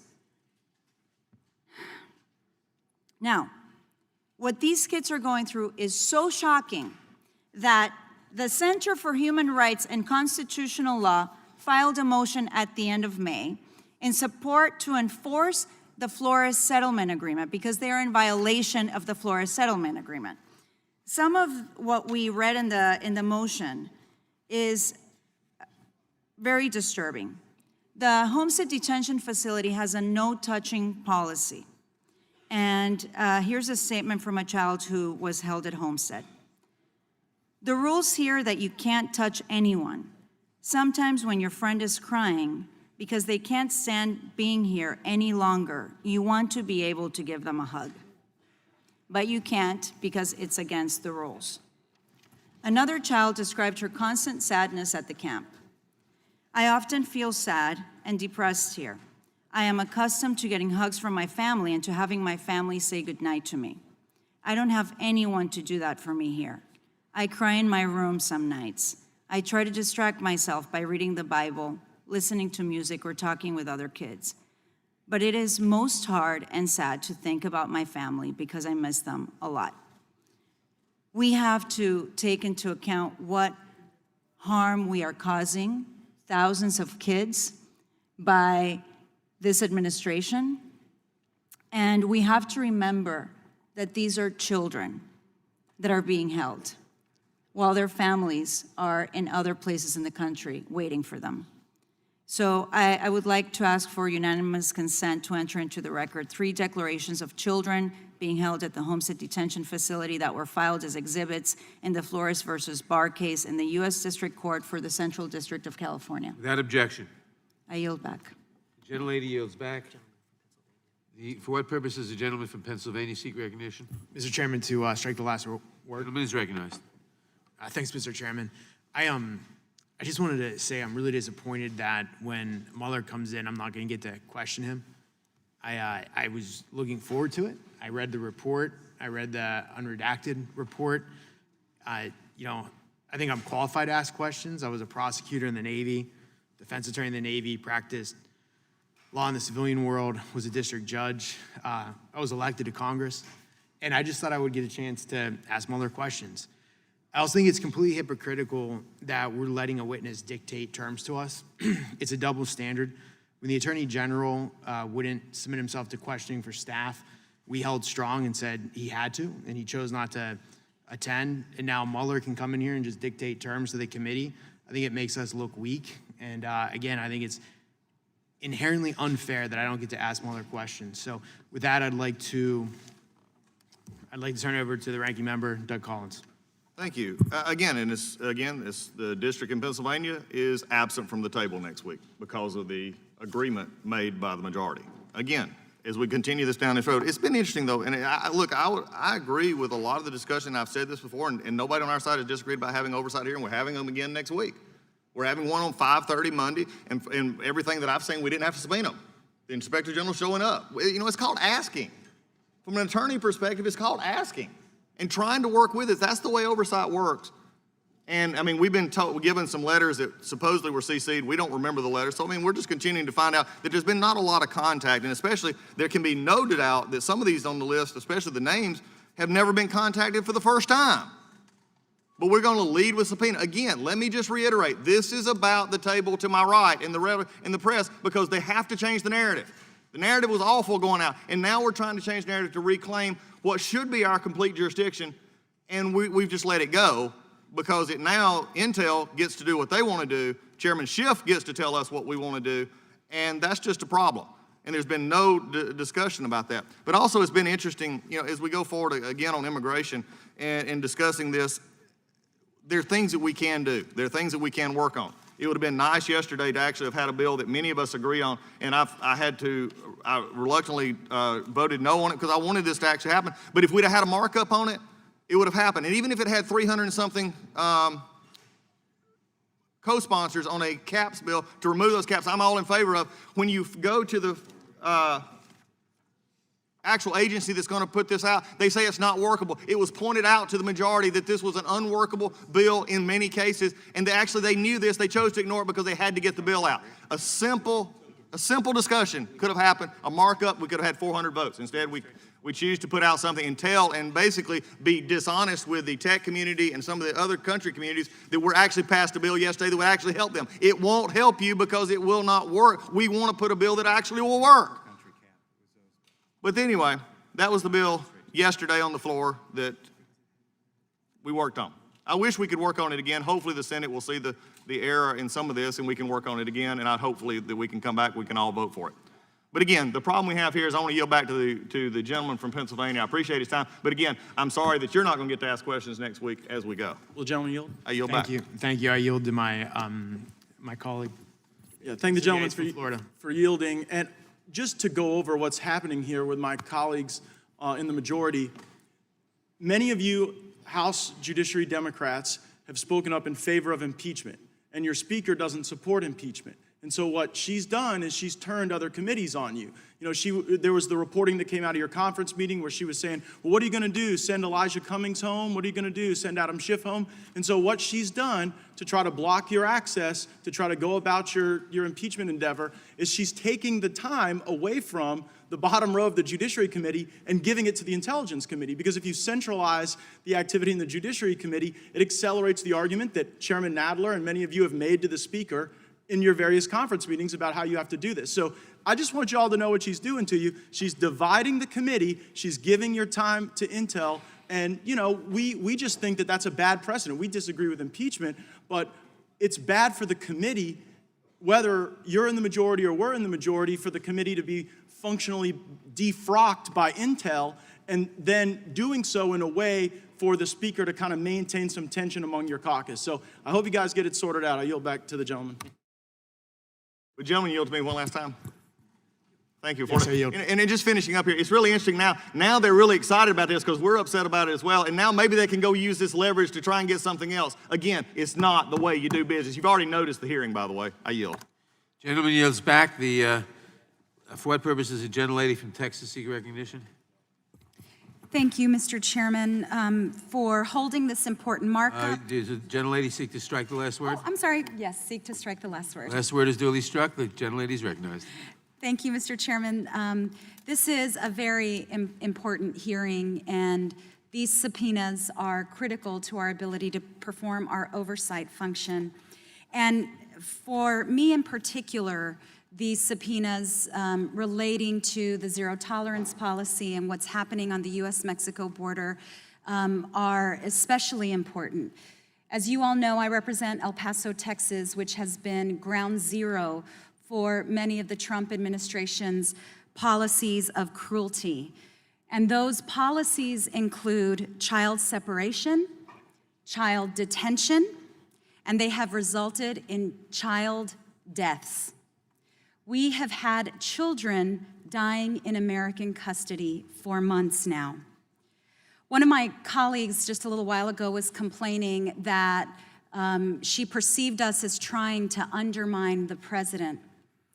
Absolutely, absolutely. Child detention, child separation, child deaths, we are absolutely trying to undermine that. And the only way to get to the bottom of this abhorrent behavior, of these hateful policies, is by shining a light on them. I want to thank so many of my colleagues who have been to El Paso on congressional delegation visits, colleagues who've been to Homestead on congressional delegation visits. We have an obligation to get to the truth. We have an obligation to expose what is happening in the name of the U.S. government.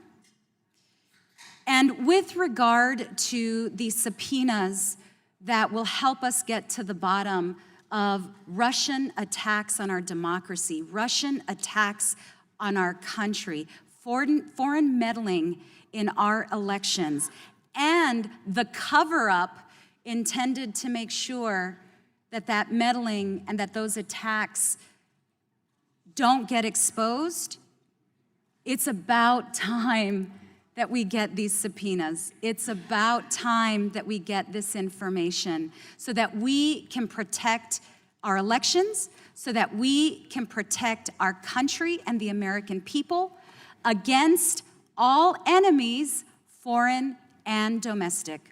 Mr. Chairman, thank you. I yield back the remainder of my time. The gentlelady yields back. For what purpose does the gentleman from Virginia seek recognition? Move to strike the last word. Gentleman is recognized. Thank you, Mr. Chairman. I figured that I better speak now because I'm not going to get to speak next Wednesday. And it is unfortunate. I'm going to speak on behalf of the whole front row here. I do think it's very disappointing that our time is being given to the Intelligence Committee. There's only one of us who's on both. I commend the gentlelady for being on both. She's going to get to ask questions. But I hope that she's going to get to ask her questions because I'm not going to get to ask mine. And I'd like to be able to ask mine because I have quite a few. I was in my district over the weekend, town hall meetings, and those questions were asked by my constituents. What questions are you going to ask Robert Mueller? And I have several that I'd like to ask, and they're not funny questions. They're very serious questions. But because of the decisions of this administration, I'm not going to get to ask my questions. And you know what? My constituents deserve to be represented at this hearing because the questions, the issues that are being discussed affect my constituents. The waste of their tax dollars on the investigations, continuing to focus and try and pursue impeachment under the guise of oversight is ridiculous in the view of many of them. And after the special counsel found that there was no conspiracy between the Trump campaign and Russia, this committee continues to try and make that case. So I have a lot of questions for Mr. Mueller about when he determined that there was no conspiracy between the Trump campaign and Russia. There's a lot that's not in the report that we know about. I want to find out the answers to those questions. And yes, I want to also, under the issue of immigration, try and fix the problems that are at the border.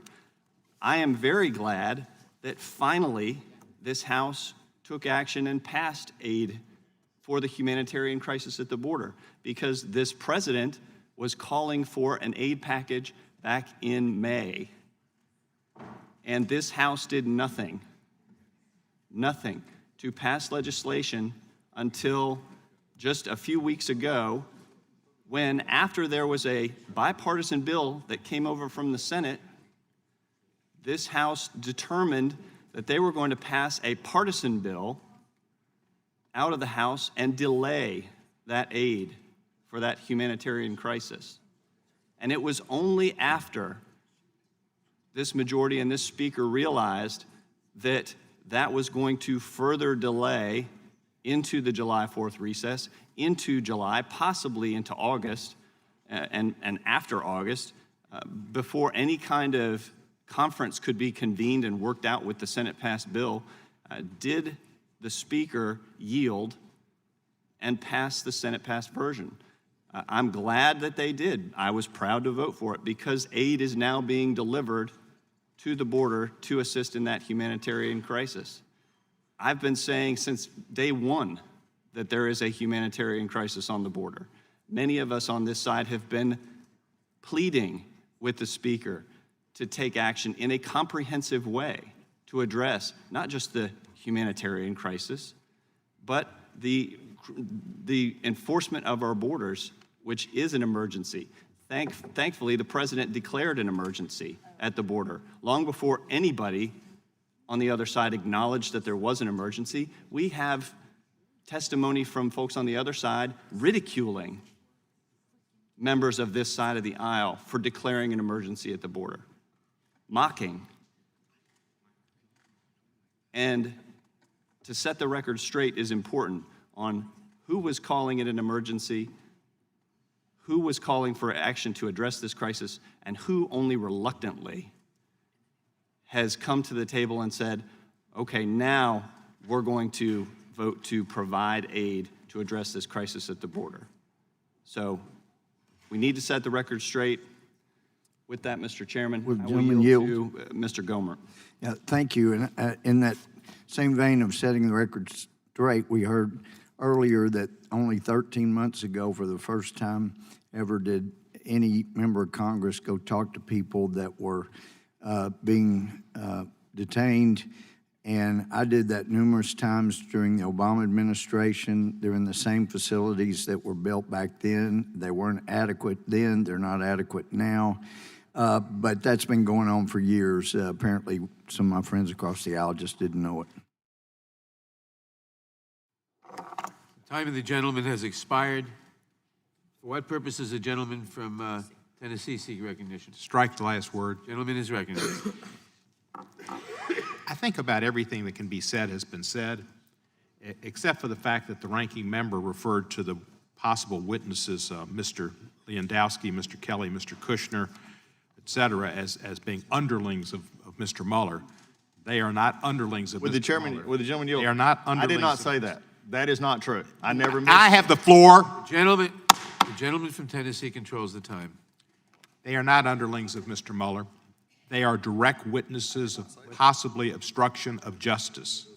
And therefore, if they need to be subpoenaed, they need to be here, and they need to have as much time as possible. It is so important that we get the direct witnesses, the best evidence to obstruction of justice. Obstruction of justice of should Mr. McGahn go and tell Mr. Mueller that he's fired? Direct witnesses of people who might have gone to Mr. Sessions and said, unrecuse yourself.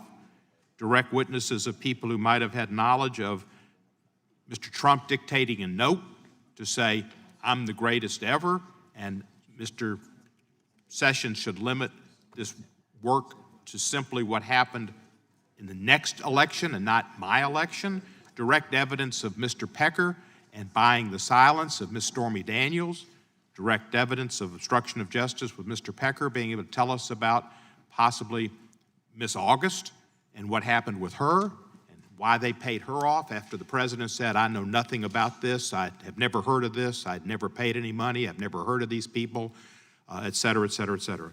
So they're not underlings, they're direct witnesses to crimes that this committee has a responsibility to oversee and bring forth if they do exist to the American people. And Mr. Mueller will do that too, because he had 4 or 5 instances of obstruction of justice minimum where all 3 elements were met, and but for the opinion of the legal office in the Justice Department that the sitting President of the United States cannot be indicted for a crime, he would have been indicted for a crime.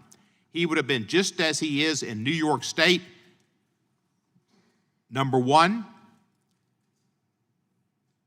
and he would be with Michael Cohen.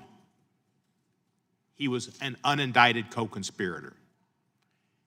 And we've got that situation. And as far as the border, there's issues. We shouldn't have to learn about the border from Facebook posts of agents that talk about members of Congress in sexually suggestive terms. That's not where we should be getting our information. We should be getting it directly from people.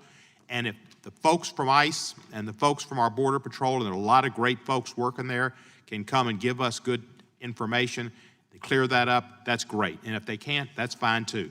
Mr. McClintock's right, there are good people working there, but it's not going to hurt to have them testify because there's been a lot of information that says otherwise, and there's a lot of information about inhumane conditions at the border. So these subpoenas should be issued. We should do our job, which we did not do when the Republicans were in charge. We did no oversight. The only oversight they really did was Benghazi, Benghazi, Benghazi, Benghazi, Benghazi, Benghazi, Benghazi.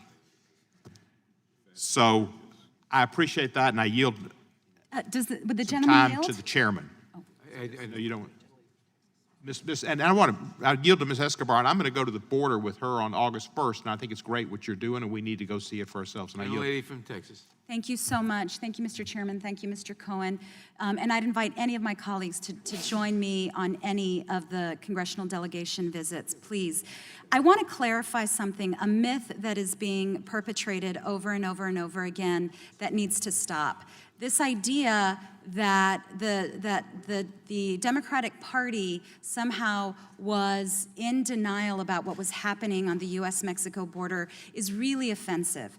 Here's what we were saying. We were saying that we saw the challenge facing us. I saw the challenge facing us. I saw it up close at my front door, my community. When it became a crisis is when this administration chose to implement policies that were cruel. That's why it's a humanitarian crisis. This country has incredible resources. DHS has incredible resources. It's not a question of resources, it's a question of will. Thank you. I yield back. And I yield back. The gentleman yields back. For what purpose does the gentlelady from Alabama seek recognition? I move to strike the last word. Gentlelady is recognized. Mr. Chairman, if you'll indulge me, I'd like to ask you a question. Yes. For the benefit of your members and ours on both sides of the aisle, I'd like for you to lay out for us what exactly, with respect to the Mueller hearing next week, what exactly you agreed to, and most importantly, why you agreed to it. I'm not going to comment on that at this hearing. It is beyond the scope of this hearing. All right, I'd like to yield the remainder of my time to the ranking member. Thank you. I appreciate the gentlelady yielding. Let me just correct. It's not a hearing, it's a markup. It's beyond the scope of this markup. I guess wondering why half the committee can't answer what questions next week is beyond the scope of a markup, but that's fine. But Mr. Cohen, and I appreciate Mr. Cohen, we have done a lot of things together, but he's entitled to his own opinion, but not his own facts. I have never said underling today. It's not something that I typically use, not said that. So he can find it from someone else that may have said it, but you do not attribute that to the ranking member. And that didn't happen. This is a whole different issue we're dealing with. But also it goes back to something that was said earlier, because we were actually sent letters saying we've actually outreached, because I made in my opening statement that a lot of this has never been outreached. Let's show you how important immigration was to this majority. That in January they reached out, the next reach out was May. The next formal reach out was May 20th or 29th, around that time. That's how long it took to reach back out on an issue that is of very much importance. And we agree that it's important, but let's don't become all of a sudden saying it's just, you know, something that we need to do subpoenas on that we've not followed up. And you've not followed up on it, you've not sent that. If from January to May tells me that there was other things on your mind. When we understand this, the interesting thing also is the fact that, again, with facts being facts, Mr. Cohen will get to ask questions next week. I don't think you're going to get to, Mr. Raskin. And you're good. Shame you got left out. And also, we can't get a reason why either. I think the interesting thing today is this is just a continuing free fall of process in this committee. And that's the sad part that we have today. With that, I yield to the gentleman from Florida. The gentlelady from Texas, in her prior claim of time, said it was offensive to assert that Democrats were in denial about the crisis on the border. I would invite my Democratic colleagues to go to my official Twitter account, where I have posted an interview from January 9th, 2019. It was on CNN, not exactly a hostile network for you folks.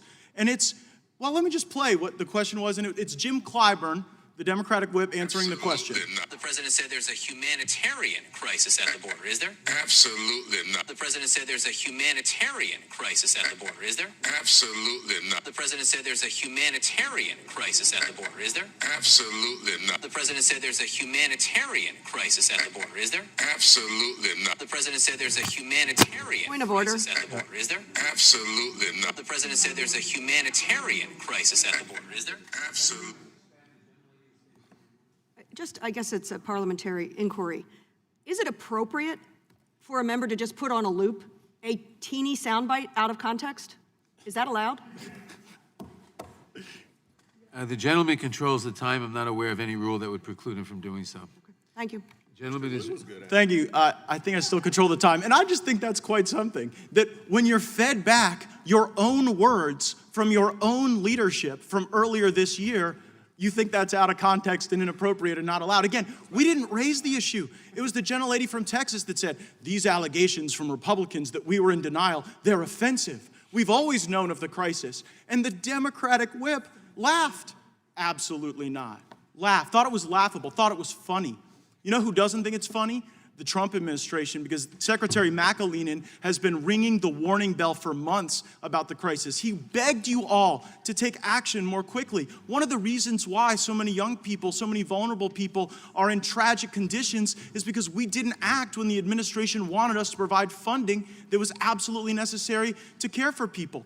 And so it is appropriate to question why we are in these conditions, but it wasn't the Republicans that were in denial. It was all of you, and it was in your own words from your own leadership. Be offended with the Democratic whip, not House Republicans. I yield back. The gentleman yields back. It's actually my time. He's yielding back to Lady from me. Alabama. I'll yield the last 12 seconds to Mr. McClintock. Just to fill in a few gaps, Speaker Pelosi called the situation a fake crisis at the border. Chuck Schumer called it a crisis that does not exist. Steny Hoyer said there's no crisis at the border. Hakeem Jeffries said there's no crisis at the border. Our chairman said there is no crisis at the border. I could go on, but I see the time's expired. Mr. Chairman, I yield back. Gentlelady yields back. For what purpose does the gentleman from Georgia seek recognition? Move to strike the last word. Gentleman is recognized. Thank you. I rise in support of the amendment in the nature of a substitute so that we can issue subpoenas and get at this zero tolerance policy and other separation, family separation policies of this administration. And I've been listening to all of the crocodile tears being shed about the inability to question Mueller. I have sat through the reverse psychology and the psychological operations that some folks are trying to play, and but it does not detract the American people away from this administration's shamed action in implementing inhumane practices at our border. President Trump publicly announced this time last year that this family separation policy was over. And that was after his administration had stated repeatedly that there was no family separation policy. And since that time, we've seen the effects of the child separation policy with children, hundreds of children, if not thousands, being lost to their parents. We don't know how many children there are that remain in these $775 a night facilities, being inadequately housed, being inadequately fed, being inadequately clothed, being inadequately cared for in terms of toothpaste, toothbrushes, hand towels, the basic stuff that you give to even prisoners of war. These child detainees are being deprived of, and it's all part of the, we talk about the military-industrial complex. Well, we have a prison-industrial complex in this country. It consists of the private for-profit prison industry and the Department of Homeland Security, which is its government supplier of goods. Who are the goods? It's the children of the immigrants. And they're being treated worse than POWs. This administration has shamed America in the eyes of the rest of the world. We've heard stories about children dying in the care of Border Patrol, men, women, and children arriving at our border seeking asylum from places like Honduras, where we support their military, where their military is engaged in drug smuggling, where the military is engaged in gang killings, rapes, terrorism, driving those folks from their own countries and forcing them to come to our borders. We're supporting that. And then when they get here and claim asylum, we're stopping them from claiming asylum. We turn our backs on them, and those who we can lock up, we fill up our private for-profit detention facilities with them, and then we ask the taxpayers for more money, claiming that there is a crisis at the border. Well, there is a crisis at the border. It's of the Trump administration's own making, and it's been aided and abetted by people here in Congress who sit here as if they were hand puppets and saying what the administration wants them to say. And then we get here today when we're talking about bringing some of these administration officials here, and we get claims, we get righteously indignant claims about, I'm not going to be able to question Mueller. Not one person on the other side of the aisle has voiced any displeasure with the way that the children are being treated at our border. It's really stunning where we are on this committee. I think Congress needs to act swiftly to stymie this ongoing crisis. Members of Congress who want to visit migrants in detention facilities are being turned away from these detention facilities that we are paying hundreds of $millions to fund. It's not fair, it's not right, it's not just. We need to bring it to an end. That's why I support this amendment, and with that, I yield back the remaining 1 second of my time. The gentleman yields back. The gentlelady from Texas is recognized for a unanimous consent statement. Thank you, Mr. Chairman, and, oh, I'm sorry. I said the gentlelady from Texas. There are two. I ask unanimous consent to submit into the record an article, the New York Times, Trump urged Homeland Security official to close border despite an earlier promise of delay, April 12, 2019, and an article dated June 21st, 2019. There is a stench, soil clothes, and no baths for migrant children at a Texas center. The New York Times. I ask unanimous consent to submit that into the record. Without objection, those articles will be entered into the record. I now recognize the gentlelady from California for a unanimous consent statement.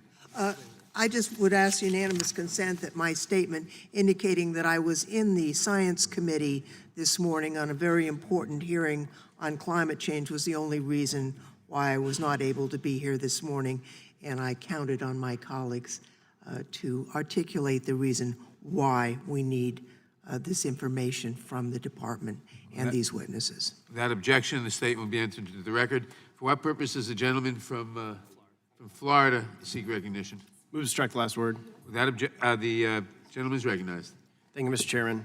I honestly don't know where to start, so I'll start in responding to the gentleman from the other side of the aisle on basically insinuating that Republicans don't care about the humanitarian crisis at the border when 176 Republicans voted for the border humanitarian supplemental and 129 Democrats voted against it or voted for it. So there's more Republicans that voted for the border humanitarian funding than Democrats were. So I don't understand this auspice that we as Republicans don't care about the humanitarian crisis on the border. I think it's absolute. You know, I've only been in Congress 6 months. I came from a state legislature, served 8 years in the state legislature in Florida, and I chaired the Florida Senate Judiciary Committee in a state where there's 22 million people, and never as the chairman of the Florida Senate Judiciary Committee would I have ever disallowed members of my committee, in the minority or in the majority, to not have the opportunity to question a witness of such import as Bob Mueller. So it's my understanding, as of yesterday, I was told that we would have a closed-door session after the open-door session where members who aren't in the famous 11 to be able to question would have the opportunity to question him in a closed-door setting. So at least we would have an opportunity as members of this committee to ask him the important questions that I think every member of this committee should have the opportunity to ask him. I would think even my colleagues who came in my class as in the Democrats are a little upset by the fact that they're not going to have the opportunity to ask one of the biggest witnesses that has been brought to this committee that everybody's been talking about on both sides of the aisle for the last 6 months, and ask them what questions they feel is important. Just like I have a background that lends itself to asking tough, challenging questions, Mr. Armstrong, Mr. Klein, both good litigation attorneys, Mr. Rushenthaler, who was also a JAG with me and served around the same time frame, those people have the opportunity and should have the opportunity to properly question a witness before this committee, and I'm very, very troubled by the fact that the United States House of Representatives Judiciary Committee, where this chairman has spoken on several different news syndicates about impeachment, and the impeachment proceedings start from this very committee, every committee member on this committee is not going to have the opportunity to question one of the biggest witnesses who opined on the Mueller report, and I think that's very, very distasteful and flies in the face of the 5-minute rules and the rules of this House, the rules of this committee, and the 5-minute rules that allows members of this committee to ask important questions to important witnesses here. I just think it's a travesty, and I look forward to supporting those 11 that get the opportunity to speak, and I would yield my time to any Republican member. I will yield my time to Mr. Gates of Florida. Thank the gentleman for yielding. And having heard the concern of my colleagues who won't have the opportunity to ask questions, I wonder if there's a way for us to work together to maybe solve that. Mr. Chairman, would the chairman entertain a request, or would the chairman be likely to entertain a request to perhaps go from a 5-minute rule to a 3-minute rule so that we could get more members involved in the questioning? The rules of the House and the rules of the committee provide for a 5-minute rule. Nothing prevents members on a voluntary basis from yielding time. Yeah, I don't expect us to sort this out here on this markup, but That's my observation. yeah, but would the chairman be willing to enter into negotiations with the minority about perhaps a unanimous consent rule package before the Mueller hearing to maybe reduce the amount of time and increase the member participation? I'm not asking the chairman to commit to it, but will the chairman entertain those negotiations with the minority? The chairman will entertain any reasonable discussions. Well, I would encourage my colleagues then on the Democratic side who might want to ask questions, to work with us and see if there's a way to create more member participation, even if that means shortening the question time. So look forward to working with you on it, and I yield back to my colleague from Florida. I yield back to the ranking member. I think the interesting thing here is it's sort of sad that we're having to sit here and even discuss this, and lowering time is not. Let's go back to the actual rules of the House, which I'll pose the question, ask the chairman again if he would like to explain. How do you actually expect to stop the hearing next week? I'm going to repeat what I said a few minutes ago. This line of discussion, frankly, is beyond the scope of this markup, and I'm not going to comment further. That's pretty interesting. I'm taking my time back. Let me continue. I have been very... It's my time. I reclaim my time. This is my time. The gentleman asked me a question. I have been very lenient in permitting people to discuss the procedures at the Mueller hearing at length, which is beyond the scope of this markup, but I'm not going to comment on it further.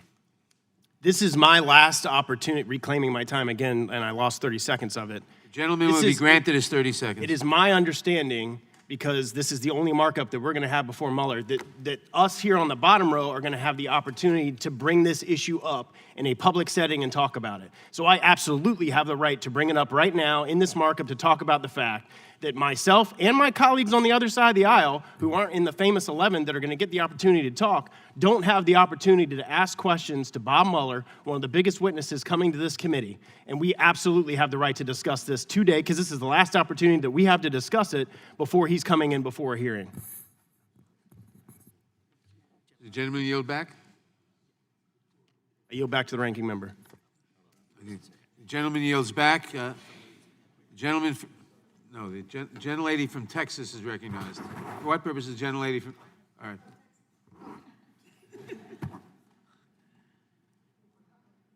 For what purpose does the gentlelady from Texas seek recognition? Mr. Chairman, to strike the last word. Gentlelady's recognized.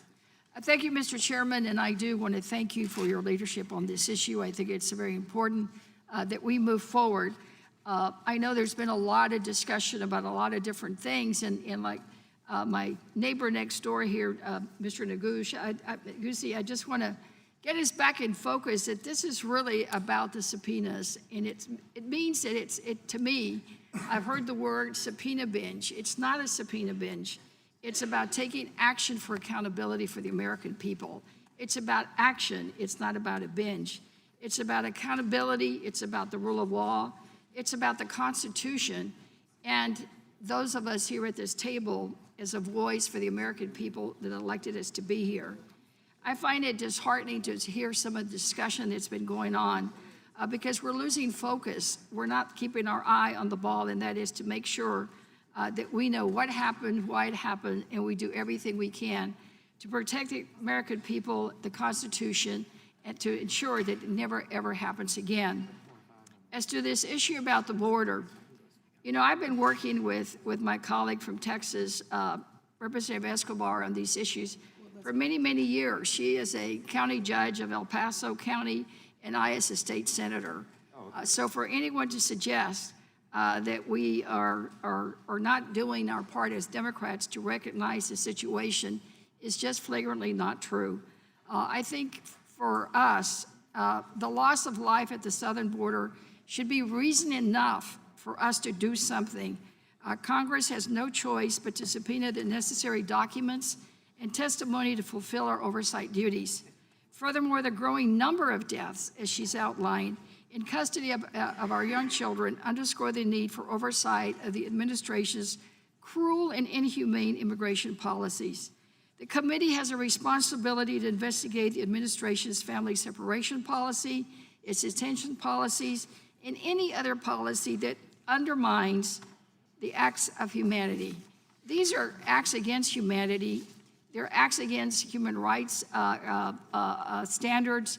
They're acts that really just shock the conscience. We should, frankly, Mr. Chairman, acted the first time that there was a death in custody. Now there's been a second and a third and a fourth. I forget the count now. I think it's 8. We need to look at it and look at it from top to bottom and do whatever we can to make sure that we protect these children. Children belong in cradles. They do not belong in cages.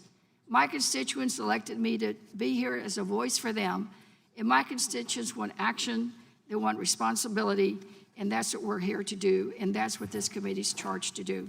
Thank you, Mr. Chairman. The gentlelady yield to me. The gentlelady yield to me. Certainly. I thank the gentlelady. I want to comment on some of the discussion we've had in the last few minutes. The purpose of this markup, the subject matter of this markup, are subpoenas to deal with 2 very, very serious subjects. One is the child abuse and, frankly, negligent homicide going on at the border by this administration. And we have to get to the bottom of it, and that's why we want these subpoenas. And the other is the flagrant abuses of power, obstruction of justices, also by this president. And we have to get to the bottom of that, and that's the subject of the subpoenas before us. The question of the procedure at a hearing that we're going to hold is an important question, but it is not the subject of this markup. And although I've permitted people to talk about it and they can continue, I'm not going to add to the diversion of attention from the 2 crucial subjects that we have here, which is the child abuse and, as I said, negligent homicide and systematic torture of children. Now, we're stopping. We're stopping. No, we're not stopping. Yes, I will finish my statement. No, that is going on. completely out of order. Bang it all you want. It's It is completely not out of order. You are out of order. If you have an objection, you'll state it in a moment. Well, I have. Then I'll recognize you in a moment. But the subject of this hearing is the child abuse and other and abuse going on at the border, and the abuses of power by the president. Excuse me. The subject is the Point of by order. the Point of order. The gentleman will state Point his of point order. of order. I move to take the gentleman's words down. Which words? We'll take a timeout while we discuss it. You can't do this, and you can't. Who you've accused of crime, then you turn to administration. I didn't accuse anybody.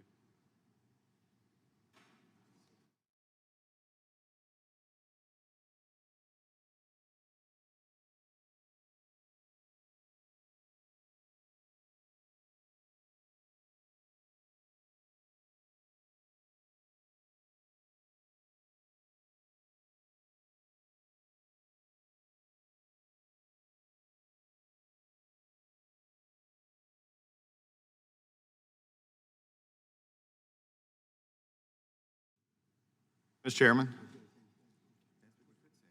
Mr. Chairman.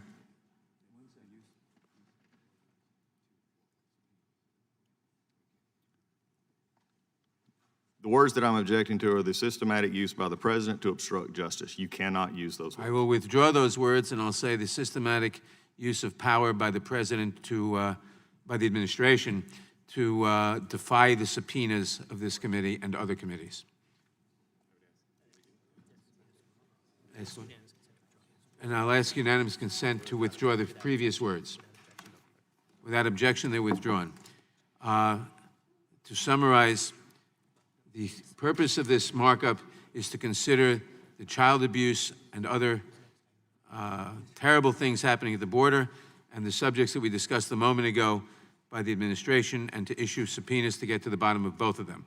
And I'm not going to comment on anything that is beyond the scope of this markup. I yield back to the gentlelady. Mr. Chairman, I totally agree with you, and I yield back my time. The gentlelady yields back. For what purpose does the gentleman from Florida seek recognition? Strike last word.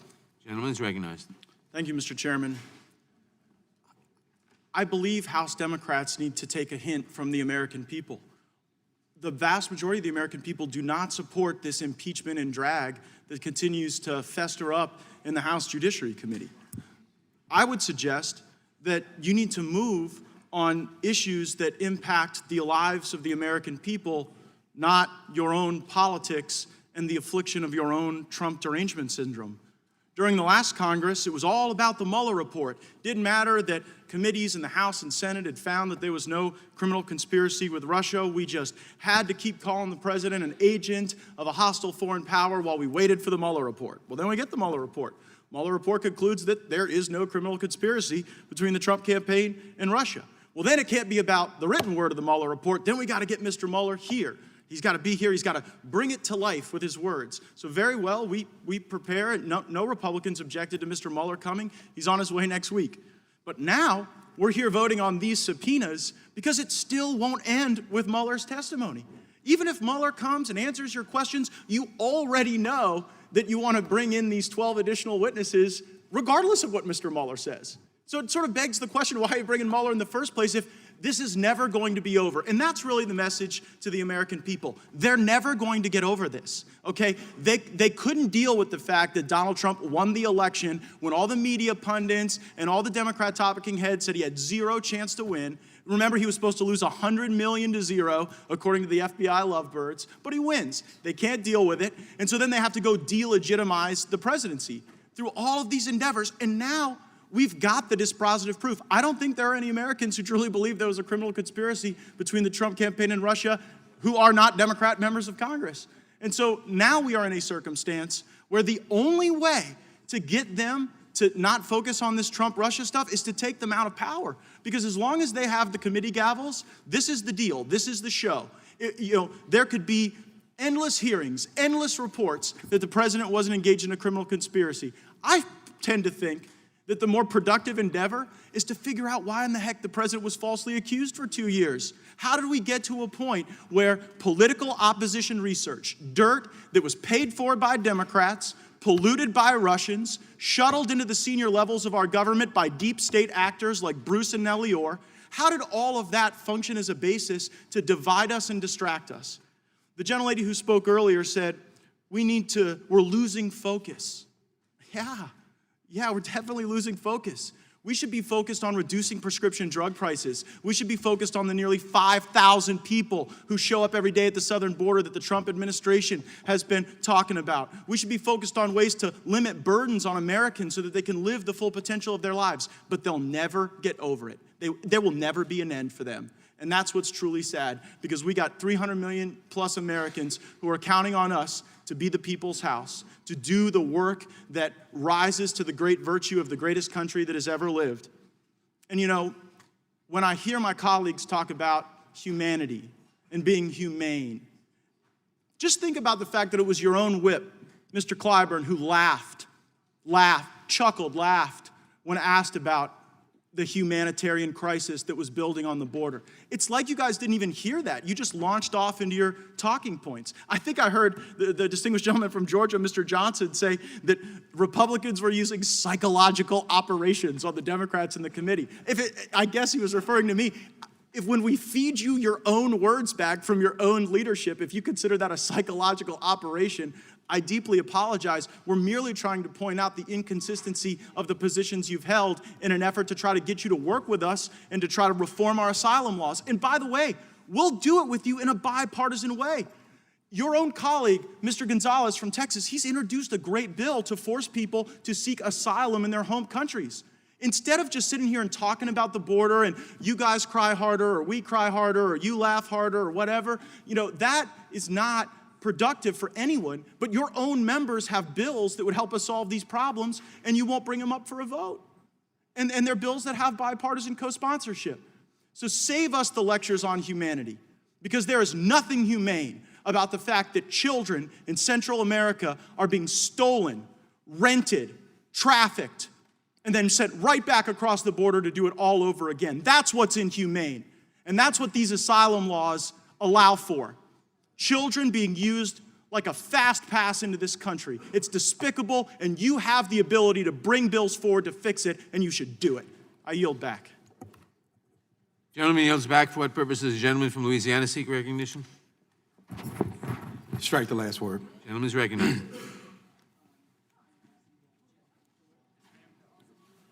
Mr. Chairman, the truth is I don't know where to start. Responding to inaccurate rhetoric or to just talk about how sad and embarrassing today is. And we're arguing about a humanitarian crisis that is created by Donald Trump. Families have a lawful right to seek asylum. They're presenting themselves. And the question is why? It's because they're fleeing some very harsh circumstances. And what we as Americans have yet to do is to acknowledge and accept our role in the circumstances that they face. The cartels, the fact that we buy a majority of the drugs that are made over there. We contribute to the despicable conditions that they're trying to flee from. It was also mentioned here that there were giants that chaired this committee. Truth is, there were giants that were on this committee. But what made them giants is the fact that they stood up for justice, no matter which team was doing the injustice, that they never deferred their moral compass to a person without one, to a person who from day one when he announced his candidacy smeared immigrants as rapists and gang members. And if you don't have the courage to stand up to prejudice, bigotry, and bullying, you can't seek to claim to be a giant. That is the courage, in my neighborhood, we would say, the backbone of a wet noodle.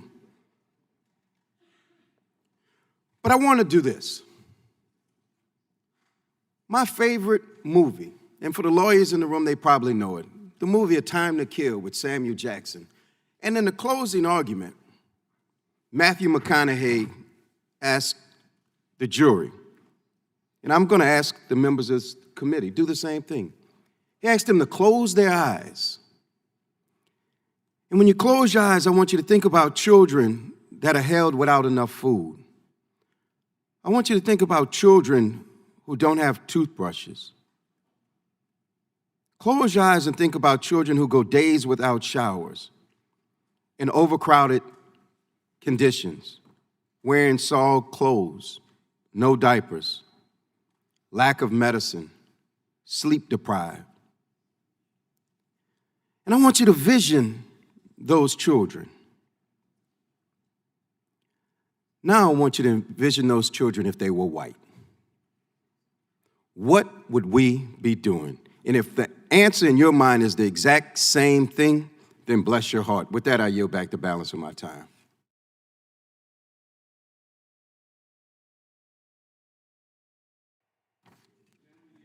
Gentleman yields back. The gentlelady from Pennsylvania, for what purpose does she seek recognition? Move to strike the last word. Gentlelady is recognized.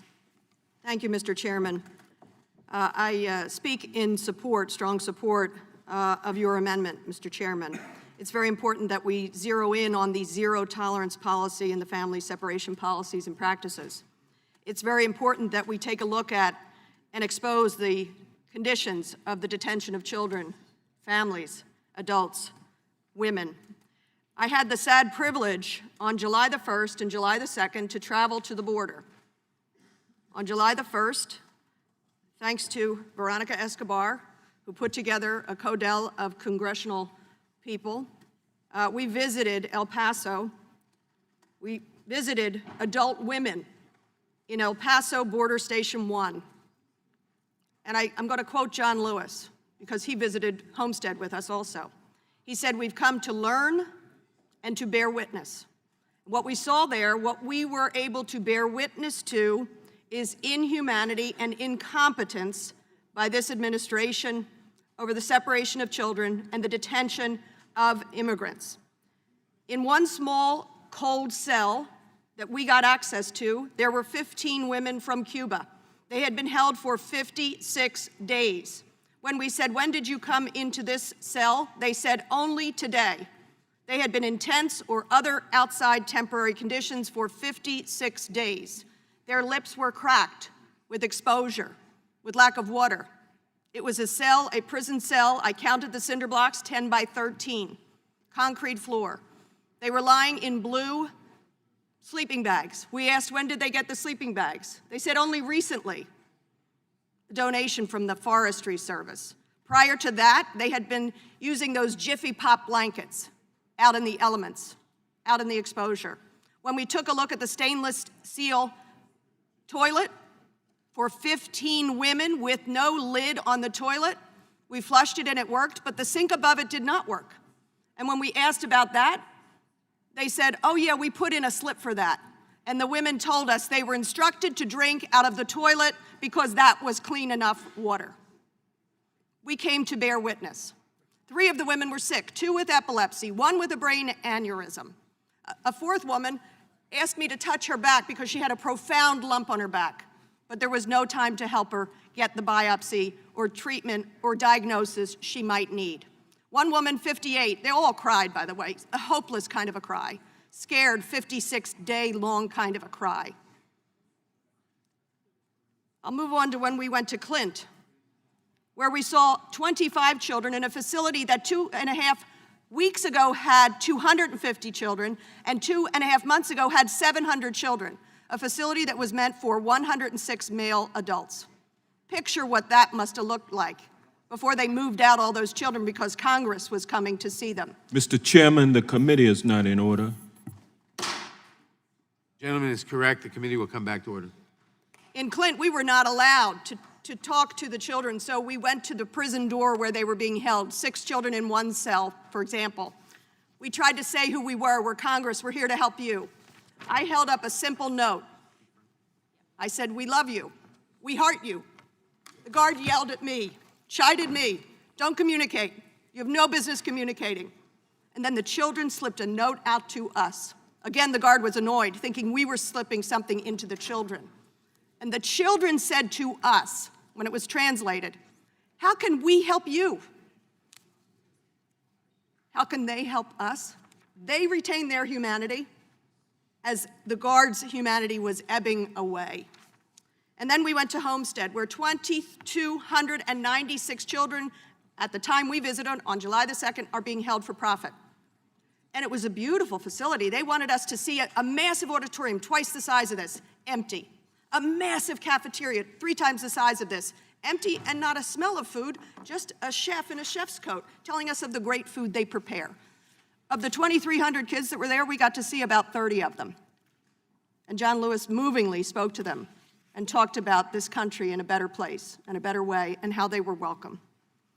I say this to say, if you can't get the inhumanity of it, get the incompetence of it. This administration has been utterly incompetent in the detention of immigrants, of children, and it will be judged by it. We must do our oversight. Thank you, Mr. Chairman. The gentleman.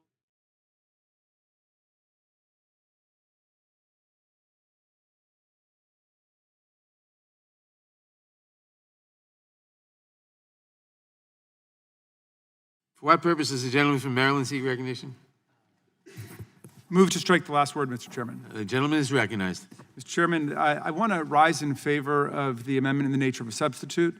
I want to express my strong support for the subpoenas, both in relation to the zero tolerance policy, the separation of children at the borders, and the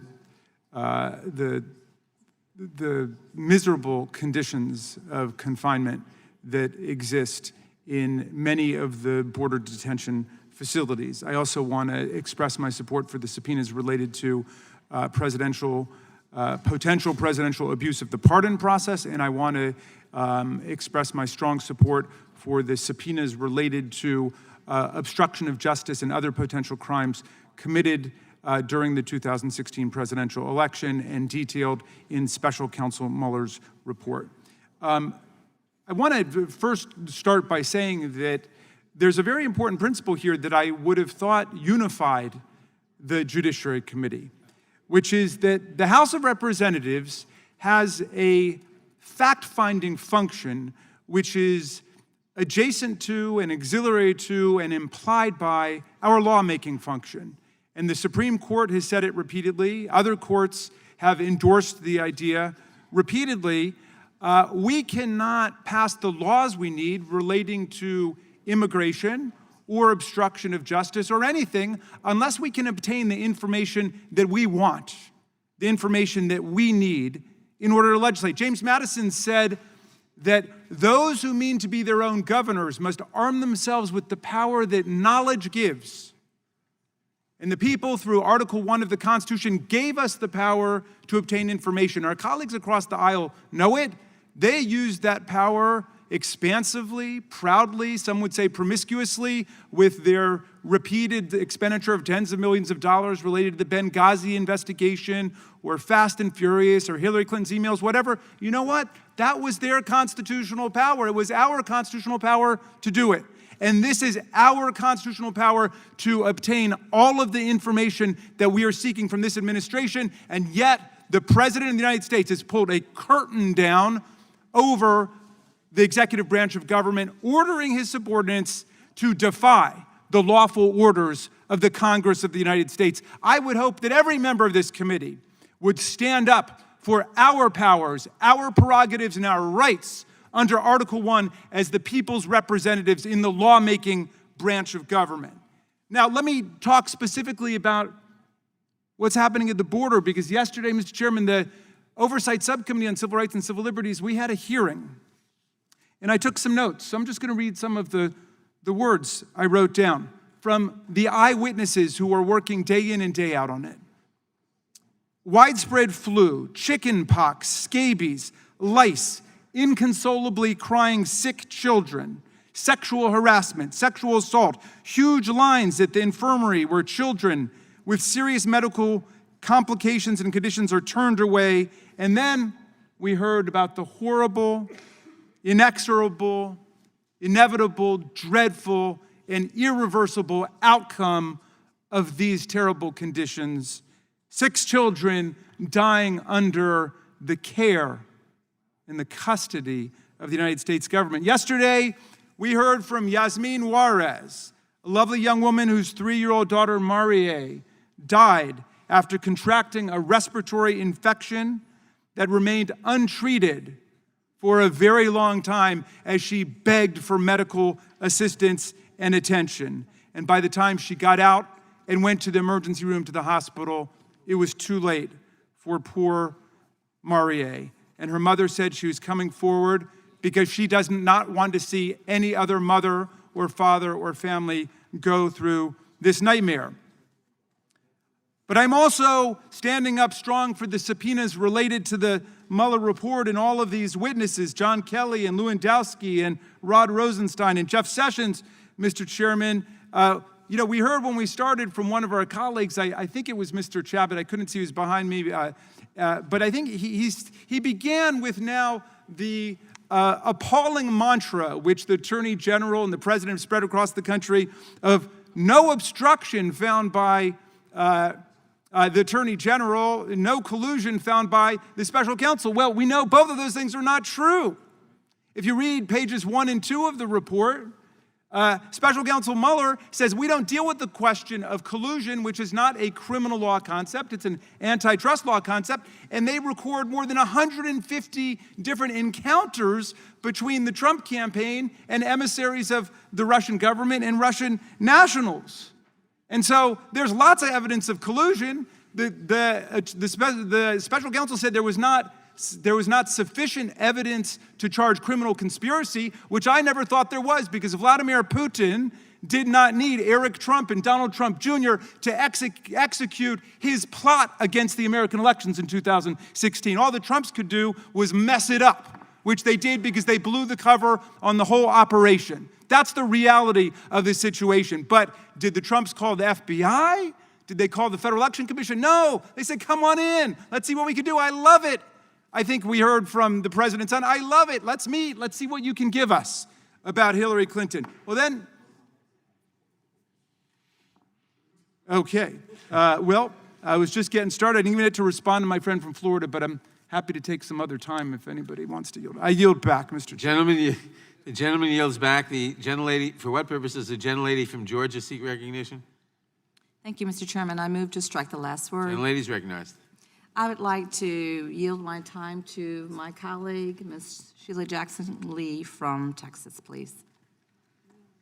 Gentlelady's recognized. I thank you so very much, and I first of all thank the gentlelady from Georgia for her leadership and all of my colleagues who have been superb on this issue. Let me first of all, because there's been a tone of my friends on the other side of the aisle, make it very clear that Democrats do not support open borders. That's the call for 2020, that Democrats support open borders. As I sit next to my friend, Chairwoman Loughran, we're reminded of our visits to the border in 2014 and the President Obama. Both of us were standing at night as children came off of a bus, and the administration handled it completely differently. It was not perfect, but they understood that they would not get the reputation that the United Nations has declared abominable. In the eyes of the world, the actions of this administration, the Trump administration, are abominable, without mercy, without care.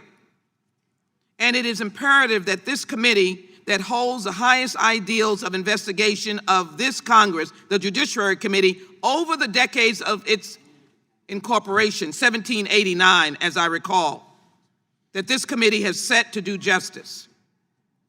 And I believe it is curious, if I might say so, that first of all, the President of the United States are pushing law enforcement to do raids, to conspicuously announce national raids, to create a massive hysteria and danger for officers and those, and to create more unaccompanied children. Because the creation of unaccompanied children are not just those who come across, but as I was told at the border, oh yes, they're unaccompanied because we've taken their family away. So you take their family away from Houston and San Francisco, Chicago and New York and elsewhere, and you create unaccompanied children.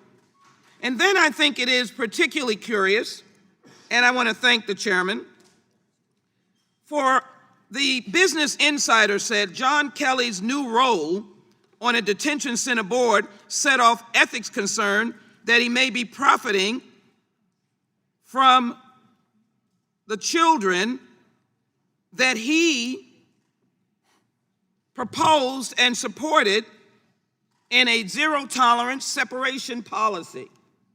Amazing. Absolutely amazing.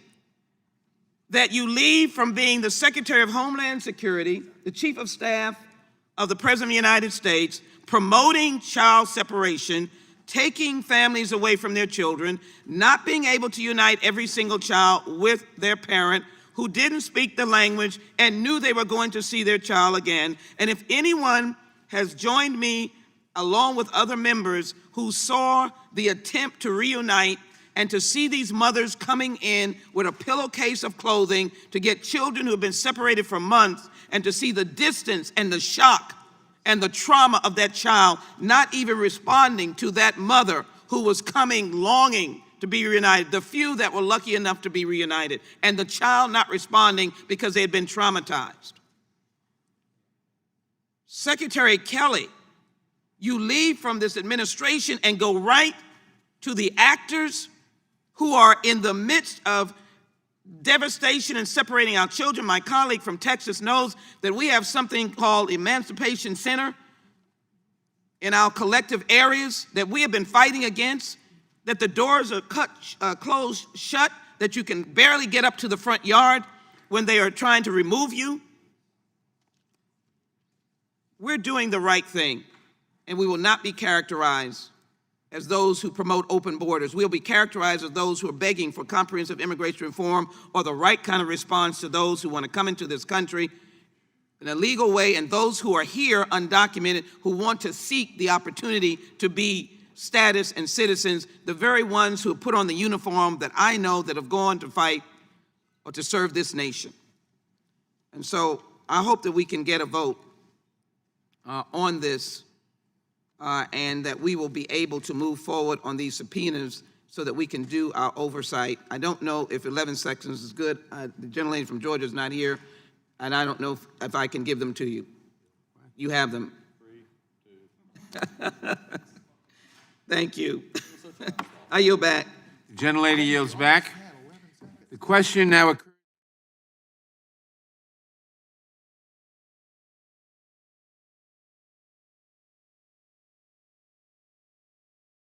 Roll call.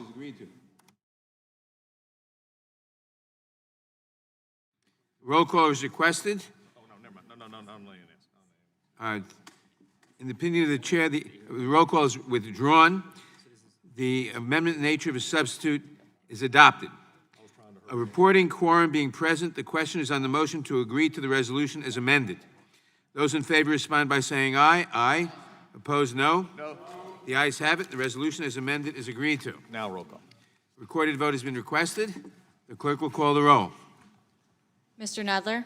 Aye. Mr. Nadler votes aye. Ms. Lofgren? Ms. Lofgren votes aye. Ms. Jackson Lee? Ms. Jackson Lee votes aye. Mr. Cohen? Mr. Cohen votes aye. Mr. Johnson of Georgia?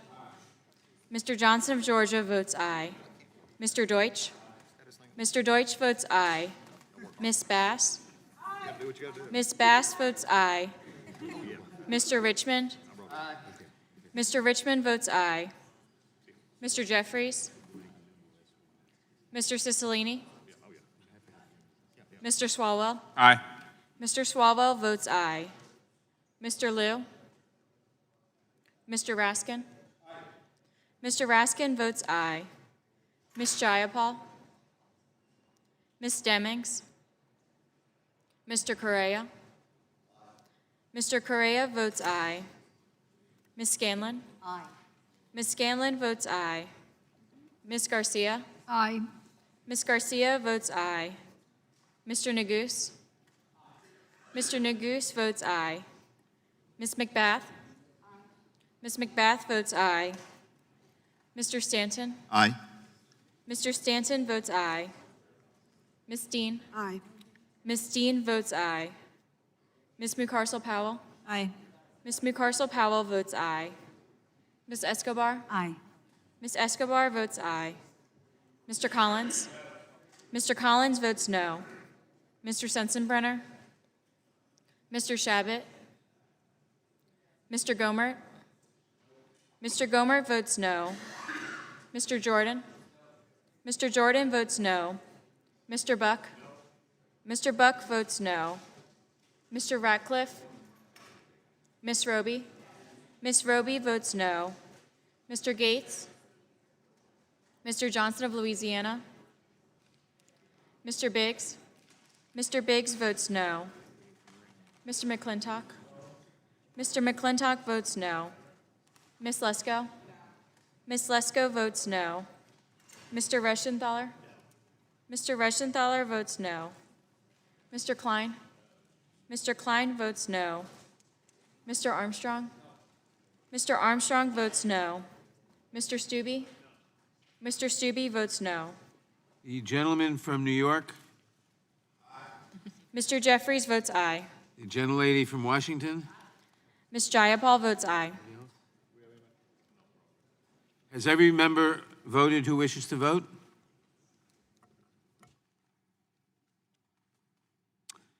The clerk will report.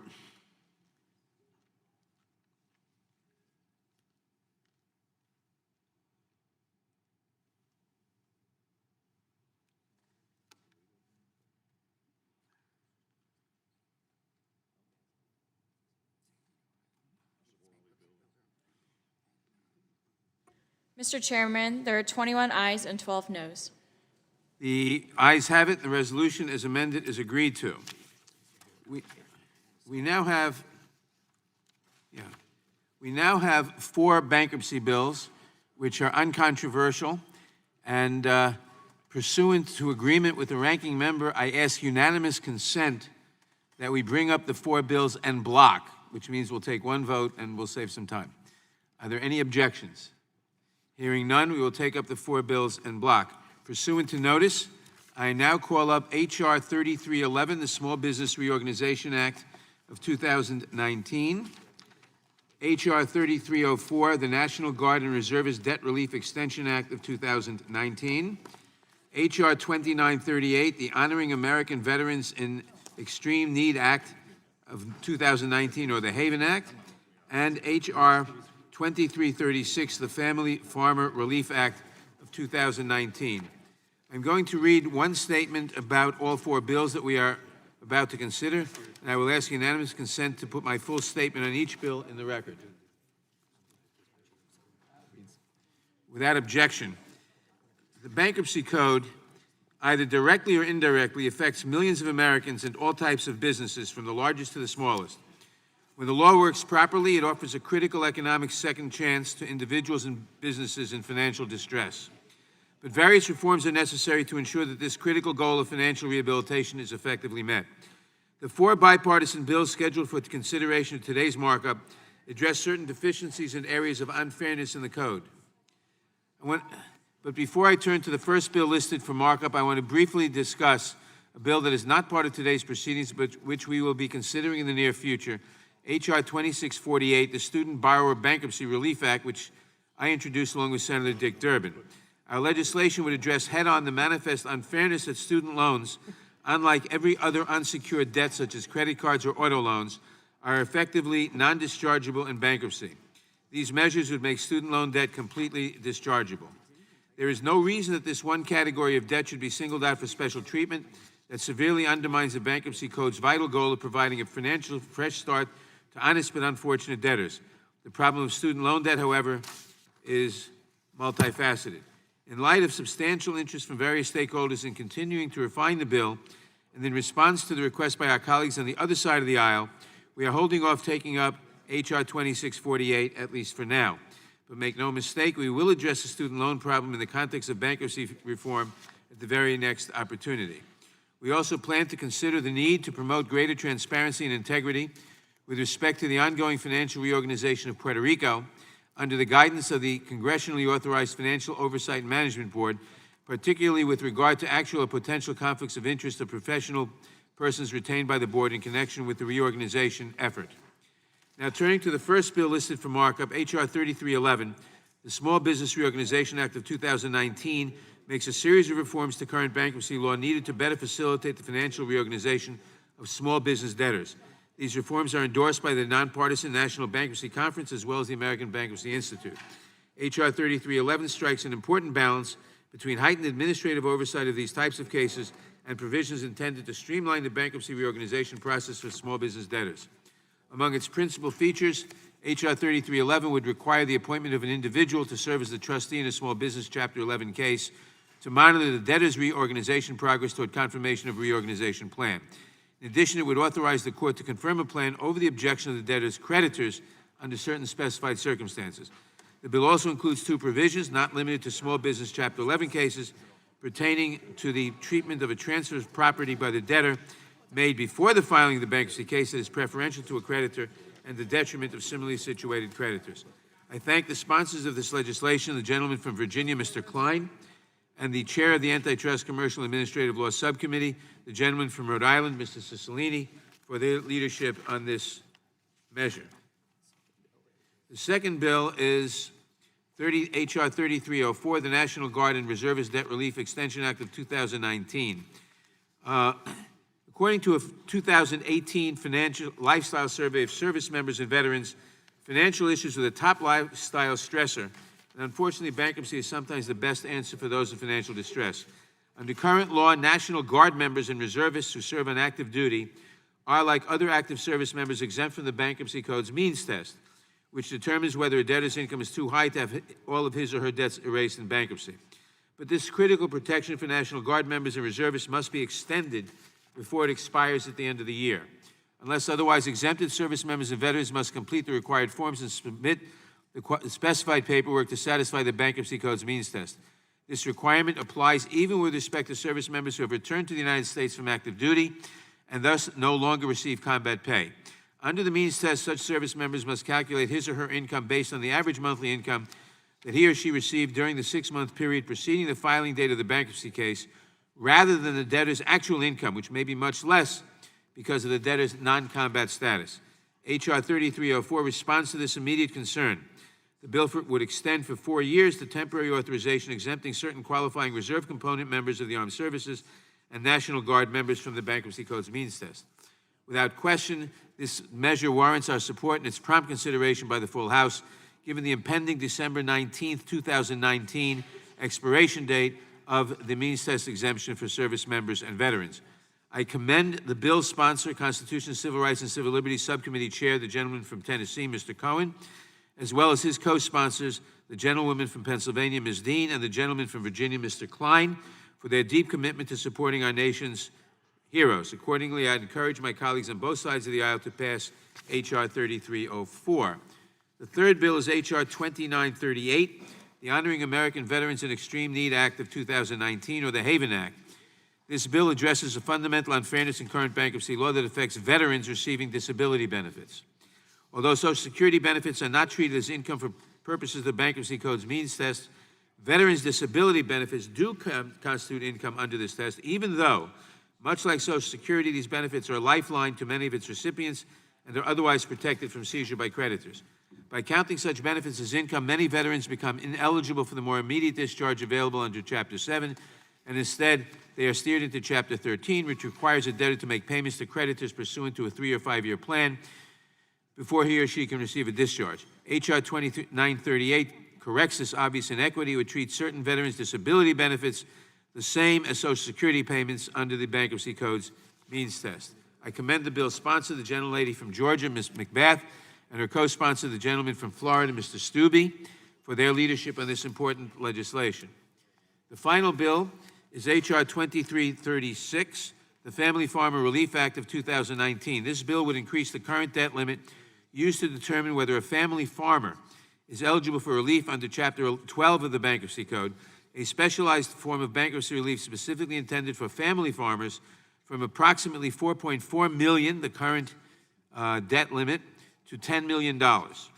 Chapter 12 permits a family farmer who satisfies certain eligibility criteria to reorganize his or her debts pursuant to a repayment plan under the supervision of a bankruptcy trustee.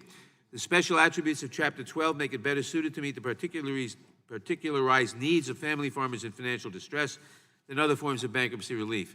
Under Chapter 7, for example, the family farmer and its assets would have to be liquidated to pay the claims of creditors, thus depriving the family farmer of his or her livelihood. Chapter 11, typically used by large corporations to reorganize complex financial transactions, can be a costly and time-consuming process ill-suited to a small farming operation. During the farm crisis in the mid-1980s, thousands of family farmers faced a perfect storm of grain embargoes, high interest rates, competition from large corporate farming operations, and competition from overseas. In response to that crisis, Congress passed legislation creating Chapter 12, initially on a temporary basis and in 2005 on a permanent basis. Unfortunately, many similar economic pressures are currently impacting family farmers who are also facing the damaging effects of virtually unprecedented weather events, including devastating episodes of flooding, as well as stagnant or falling returns on investment. H.R. 2336 takes into consideration the fact that modern farming operations entail greater costs and resulting debt than when Chapter 12 was first enacted, by raising the debt threshold to qualify for this type of bankruptcy relief to a level more consistent with today's operations. This legislation is supported by the nonpartisan American Bankruptcy Institute, as well as by the American College of Bankruptcy.